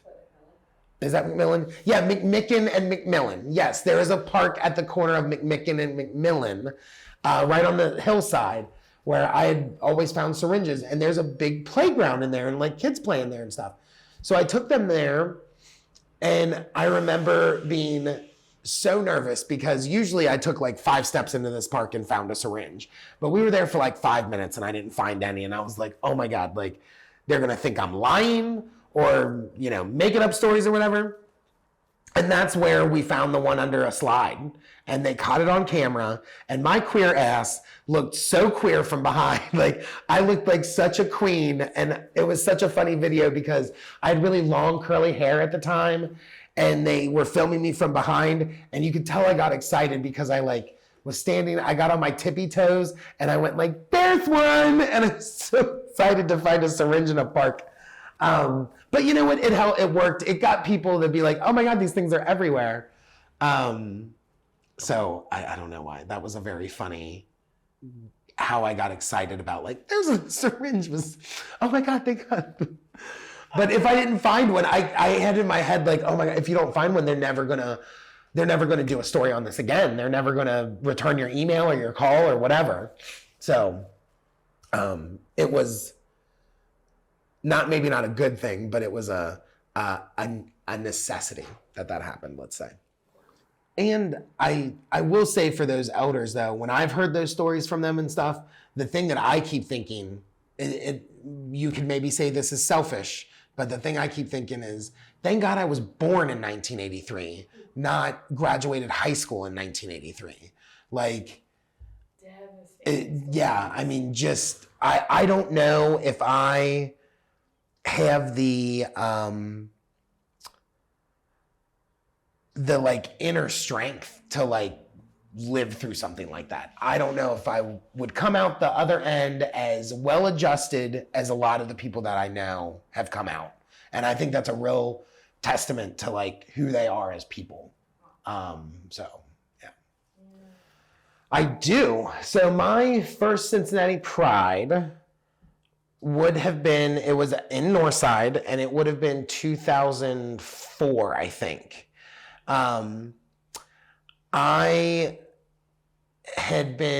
I'd met this guy who at the time it was like a classic, I guess, kind of Cincinnati queer story.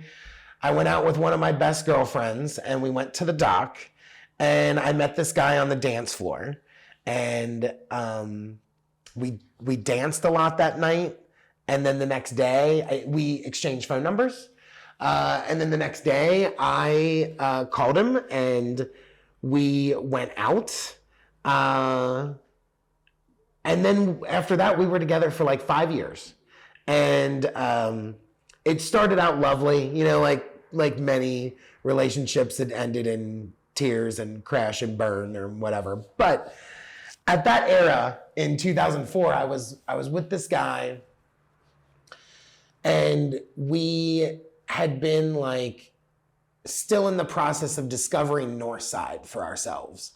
Because we knew about, like I mentioned, the Serpent and Jacobs and Bullies, Bullfishes. We knew about them, but we didn't really know about the rest of the neighborhood and everything. So during that era, we were like kind of exploring Northside a lot, and all the little like shops and all the little different bars and everything. And Northside at that time, and still to an extent, had such a like a weird mix of people. Like it was a lot of queer people. It was a lot of punk kids too. And it was a lot of like hacky sack playing groups of people. And, there was a lot of different like kind of groups that really kind of converged on Northside. And they all kind of got along, even though they were all like very different. So that's when I had kind of first heard that, there's a pride, because again, at that time, there wasn't any of these banners on downtown streets and stuff. Like, you had to be in the know. Like, if you weren't in the know, then you didn't know what was happening. So by going to places like the Pink Pyramid downtown, and then checking out a lot of these like little eclectic places in Northside, we learned like, there's like a pride thing in this year, and in a month or whatever. So my first pride, I just showed up really, and just experienced it. And it was cool to experience with someone. I was like 22, 21, something like that. And it was my first like real pride, and to experience that with someone who I was like madly in love with at the time and stuff was really cool. And I'll always remember that really fondly. And then that gets into like what people will do for love. So this guy that I was dating at the time and with and very serious with, he was in band in high school, and he was into playing instruments and everything. And he talked me into joining the Queen City Rainbow Band, which I think might have a different name now, I'm not sure. But at the time it was called the Queen City Rainbow Band. And I don't play any instruments, but they had a flag corps as part of it. So he talked me into doing, a flag corps, which I had never done before, like, flipping the flags up and catching them. And I never did the rifles because I never got that good. I could only do the flags. But that is something I would have never done that if it wasn't for him. Like that is something so out of my character, but I felt like I love this guy and I'm going to do it. So then after that first pride and we got involved with the Queen City Rainbow Band, then the next couple of prides, I was actually in the Pride Parade because they always played in the Pride Parade. So I had a few prides where I was, we called ourselves the Flaggets, and we were, we had our flags and everything. And it was really fun. And that's an experience. I'm really glad I had that experience, because if he didn't like push me, I would have never done that. And we did a lot of Cincinnati prides. We even one year went to Chicago and marched in their pride to represent Cincinnati and stuff. We did that in Columbus once. So that was a really interesting experience. And then kind of after that era kind of started to fizzle out, and that era fizzles out with me breaking up with this guy and everything. But after that era fizzled out is when I got into the AVOC era. And that's when I started getting more involved with the Gay and Lesbian Center. And so that's when I was involved with different queer activities year round through the center. But since they were the ones at the time that put on Pride, I was the one, that's how I got involved with like the planning and like execution of Pride and stuff. And that would have been, I think the first year that I was involved with the planning and everything would have been 2008. And then I think 2008, 9, and 10, I think were the 3 years. It might have been 2007. Somewhere, there was a 3-year span in there where I was involved with the Gay and Lesbian Center heavily. And then I was also involved with planning out Pride. And those, like I said, those were really fun because they were so community driven. And like I said earlier, like everybody had a role to play, either the day of or leading up to or breaking it down, or everybody kind of pulled it together and made it happen, which made it much more fulfilling because it was like a shared experience, so it had more like oomph to it with that kind of shared experience. And they also were willing to push the envelope a little bit more at that time frame. I'm almost certain it was 2009 where the theme was Cincinnati Pride, squealing with pride was the theme. And that was supposed to be a play on like the Cincinnati flying pigs and all that kind of stuff, but also a play on like the nasty pig, aspect of gay culture. And I remember I thought that was hilarious. Like I thought that was kitschy and funny. And I think most people did too, but there was a small group of people who were very vocal who thought that was somehow, feeding into the stigma towards the gay community, or it was creating a, negative, or feeding into negative stereotypes and blah, blah, blah. And I more saw it as like, well, we live in a city that's known as Porkopolis, and it's kind of funny to like bring that into the theme. And it's a gay pride thing. Like, if anybody should be sex positive, it should be us. Like, so like that's kind of how I saw it. And it was just interesting to see. It was another one of those experiences that led me to see like, not everybody in the queer community thinks like you. And we're not all like a monolith. And you can't just expect everybody who's queer to like get it. And that was one of those experiences where, because it seemed like the people that were against it were so worried about what straight people thought. And it was like, who gives a fuck? Like, isn't that what this whole day is supposed to be about? Like, we're here, we're queer, fuck out of our way, like, and I just, it didn't make sense to me, but I'm glad that they didn't back down. And I think one reason that they didn't back down, I don't want to say any names, throw anybody under the bus or anything, because I don't know if they'd be happy if this was out there in public, but one of the reasons that they didn't back down is because they couldn't, because we had already like paid for materials, and we did that intentionally. And we had already paid for, like cups and different materials that would be handed out at that Pride, and buttons and whatever that already had like squealing with pride on it. And it was like, well, we only have so much money and we can't get a whole nother round of cups. Like, so I have wondered before, like, I wonder if they would have caved to those people if we had not done that. I don't think they would have, but it was like a bit of insurance to make sure that they wouldn't. And maybe people might see that as sneaky, but whatever. I don't care. It got it done. And then really after like 2009 or 10, when it moved downtown, that's when like a whole nother group of people took it over. I think Nigel Cottrell, one of the owners of Tilly's and used to own Below Zero. He was really involved with that. And God, I cannot remember his name. I can picture him. Him and his partner used to own this cute little boutique store downtown in the same space where Black Coffee is now. And it was like this gay-owned little like home goods type place. Like they had cute candles and lamps and stuff like that. And God, I wish I could remember their name. They were both great guys. In the past several years, they moved away, not too far, but I think they moved to like a farm in Kentucky somewhere. Like they used to live downtown, and then now they live on a farm in Kentucky, something. But it was Nigel and those guys and a few other people that were really pushing at that time for it to be downtown.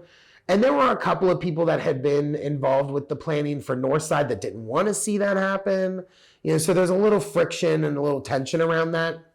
But the people that wanted to see it move downtown, they won out, obviously, because that's where it is now. And at that point, I just thought, you know what, there's this whole new group of people that seem to have a bunch of energy, seem to have a bunch of ideas, and seem to have a real vision of where they want to see Pride go. It seemed like a natural point in time for me to like just step away. So that's what I did. And ever since then, I haven't missed a Pride in Cincinnati. I go to every single one of them. Usually I'm working because we usually have a parade presence, and we usually are offering testing at the festival. Last year, 2022, was the first Pride since that like 2004 year that I just went and enjoyed it and wasn't in the parade, didn't have to work a booth, didn't have to plan it, didn't have to, clean up afterwards or anything like that, and just showed up, watched the whole parade, made a fool of myself yelling at Aftab Pureval because he is so cute, and then hung out at the festival and just enjoyed it. I mean, so that's my most recent Pride experience, and it is a unique one for me. And I'm hoping that I can have an experience like that again at Pride, where I don't have to work, basically. Happy to support my community and happy to work, but it's also really nice to just enjoy yourself and enjoy some downtime. So, the past couple of years, this is more of a wider Pride though, but you've seen this region have different Prides. It's not just Cincinnati that's having Pride now. So you've got a Northern Kentucky Pride, Hamilton, Middletown, Lawrenceburg, Hillsborough, and New Richmond are the ones that I know of that all had Prides last year, because our prevention team at Caracole was at all of those Prides. And, also towards the end of the month in June, on June 27th, is National HIV Testing Day, which is always like 2 or 3 days after Cincinnati Pride, and it's like perfect. It's just so much in 1 month, and we've got a great staff here and everything, but all of those events are at night and they're on the weekend, and I've got stuff they need to be doing on a Tuesday afternoon, so it stretches people. Our people are stretched a lot through June. But that is one thing. Last year, I didn't work Cincinnati's Pride, but I did go to New Richmond's and worked that, and I worked the Middletown and Hamilton one. And it was interesting, like those Prides, even though they have a corporate element to them and they're getting corporate sponsorship and stuff, they still have a little bit more of that Northside Pride vibe, because it's smaller. There's, you can tell there's a large group of people that had to do a lot of work to pull this off. And it's more of a shared experience, it seems like.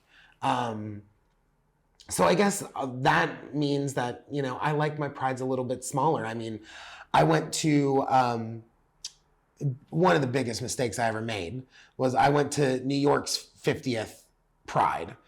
And I mean, that was terrible. Like, it sounds like, oh, that would be great, but like just the number of people and the amount of, it was also super corporate, and the amount of it just didn't feel like community. It felt more performative, and it left me feeling like, wow, I really wish I could have seen what Pride was like in 1985 here.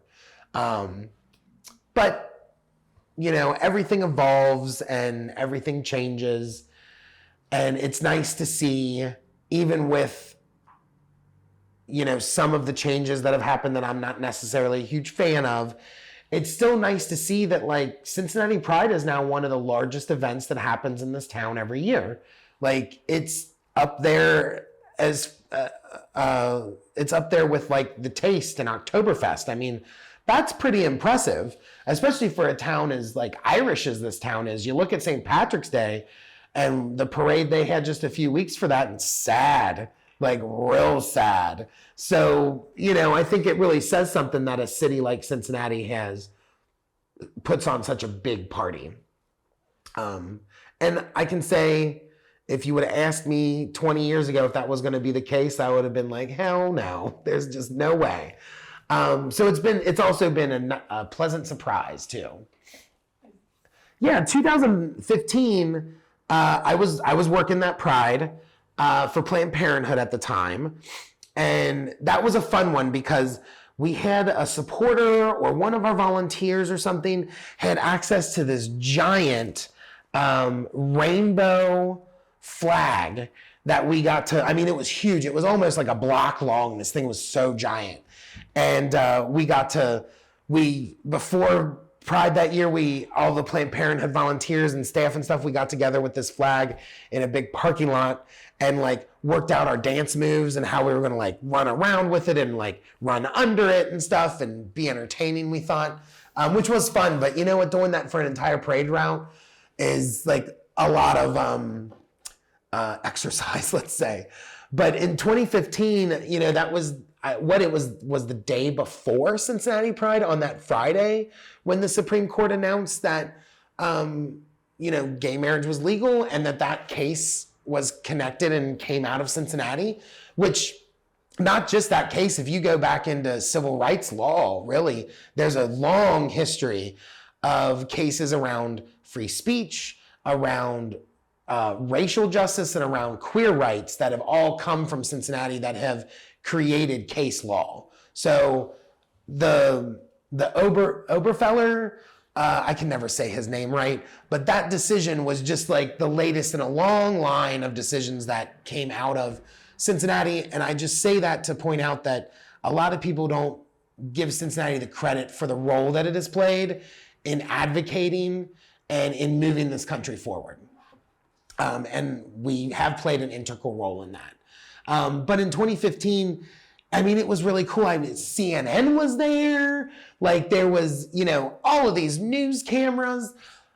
I feel like Anderson Cooper might have been there. I might be making that up. That might have been another time when him and Andy Cohen were in town and I ran into them at the Birdcage. I think that might have been another time. But they were on tour for something, and then they just happened to be hanging out at the Birdcage, and it was like, oh, hey, Anderson, what's going on with you? But I digress. So in 2015, it was so cool to hear that news the day before, and then to be like that pumped the next day of like, I have a right that I didn't have before. And not that it's a right that I want. I have no desire to get married ever at all. It's just not my thing. But I should be able to if I want to, and I shouldn't be told that I can't. And it should be my choice to not get married, and that's how I've lived my life. I have chosen not to get married, and that's fine. But it still felt so empowering, and that was great. But I will say, looking back on it, it feels like a flash in the pan kind of thing. And it feels like a lot of people in our community shot their wad on marriage equality. And that's great, and I'm all for that. But there's a lot of other issues we need to be talking about. And there's a lot of other things that impact our community on a day-to-day basis that marriage isn't going to fix and marriage has nothing to do with. So I think at the time, maybe it was just us all taking a collective breath after that and soaking it in that we actually had a victory.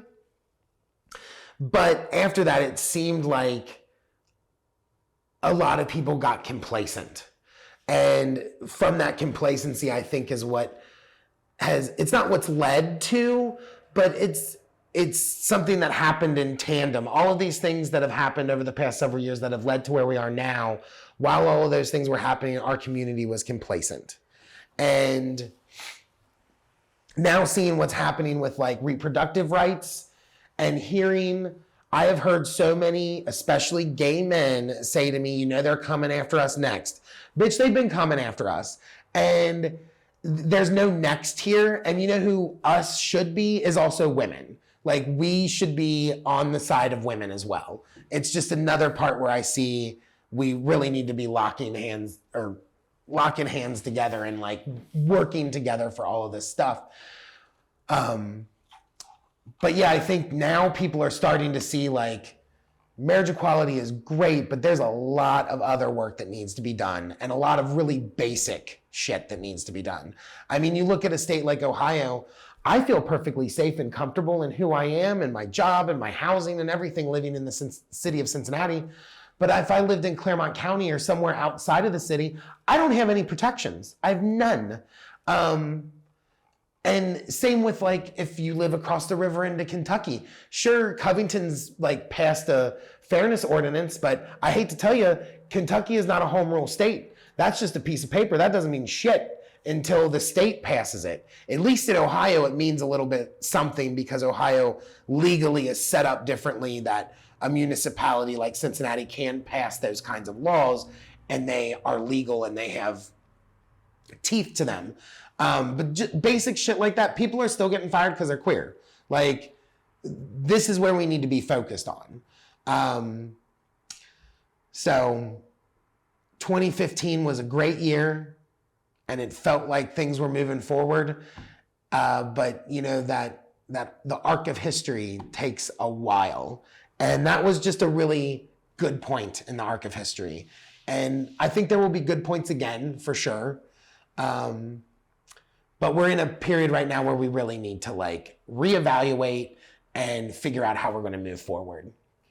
And I will say, one of the things that really sticks out to me about 2015 that cracked me up in the parade was Judith Iscariot. She is a local drag queen who I am just in love with her and I wish she performed more.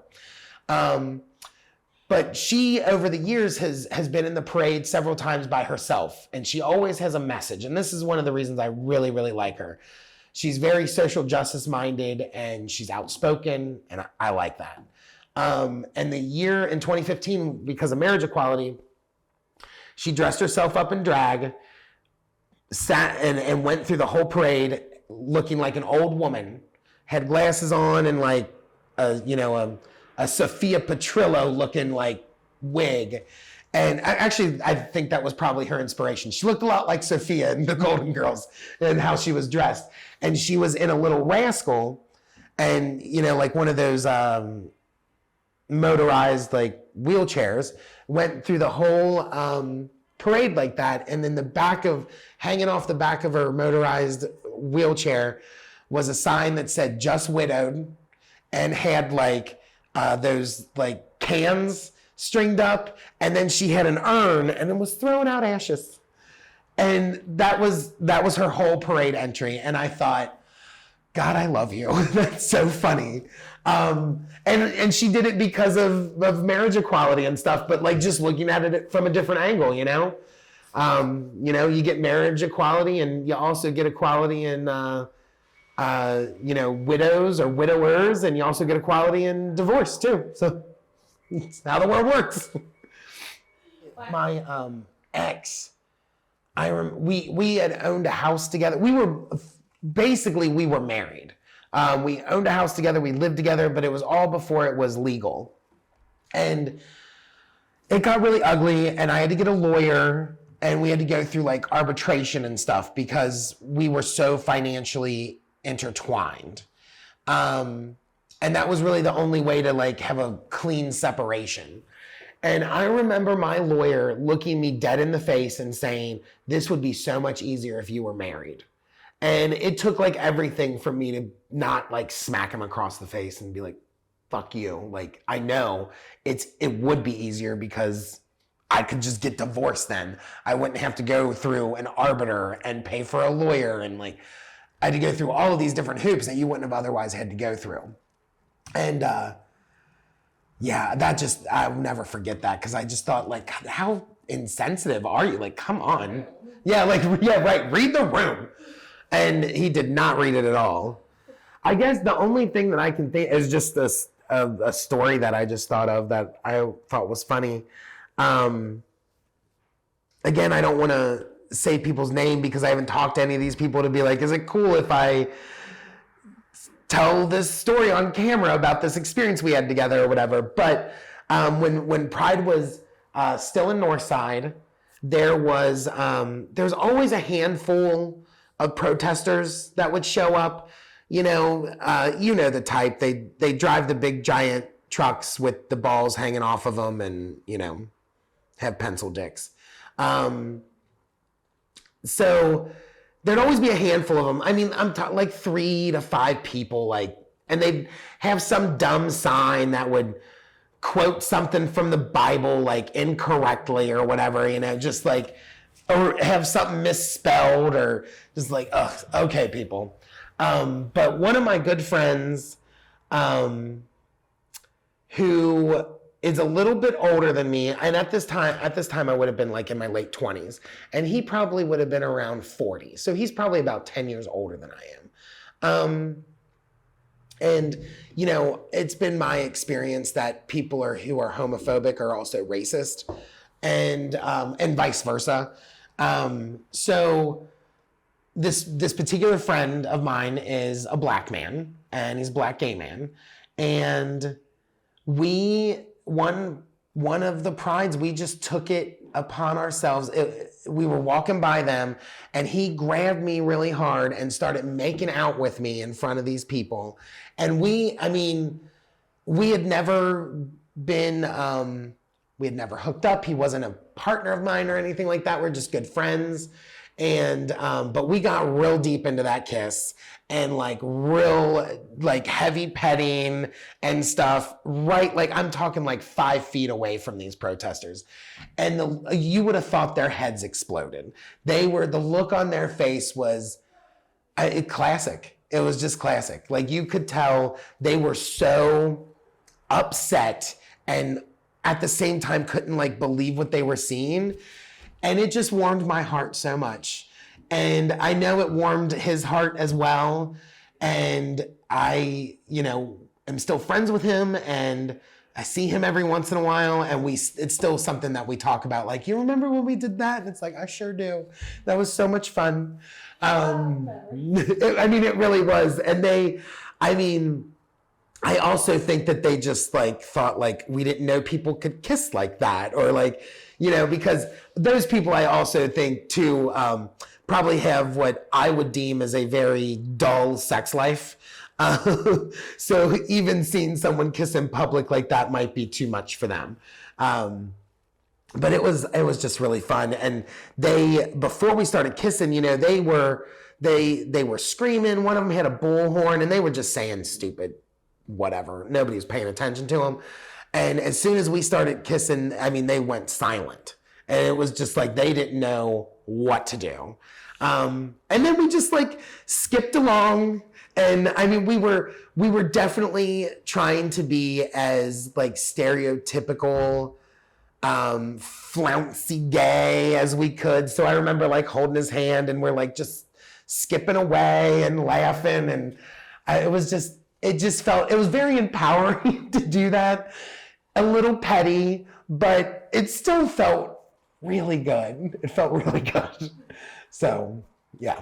When I look forward into the future of where I want to see things go and where I think things should go, I really, really want to see Cincinnati's queer community become more mixed. There's there's these parties that are put on pretty regularly by a local party planner, and they're called rock hard parties. And they have them at the Mockbee and all kinds of different spaces. And this guy puts on a real good party. But if you go to that party, there's no white people there, none. And that's great that that party is happening and that that community has that space, because they need that space. Because if you go to Birdcage, there's no black people there hardly. So I'd like to see our queer spaces be more open and more accepting, and get out of this trap that straight people have laid for us of racism.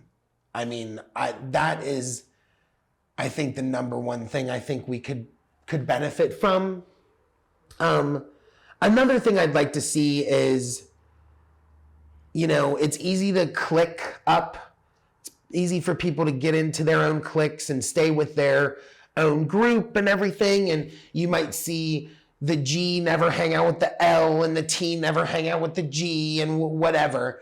So that's another area that I think there needs to be a lot more mixing in. Because I think there's a lot of shared experiences, and we need to be going to the same place together.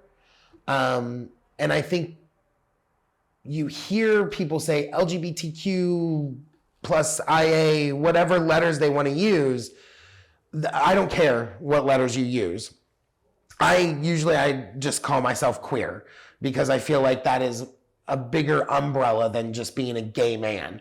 And it helps me to identify with people who aren't gay men, who I do identify with. I identify with trans people, non-binary people. I identify with women.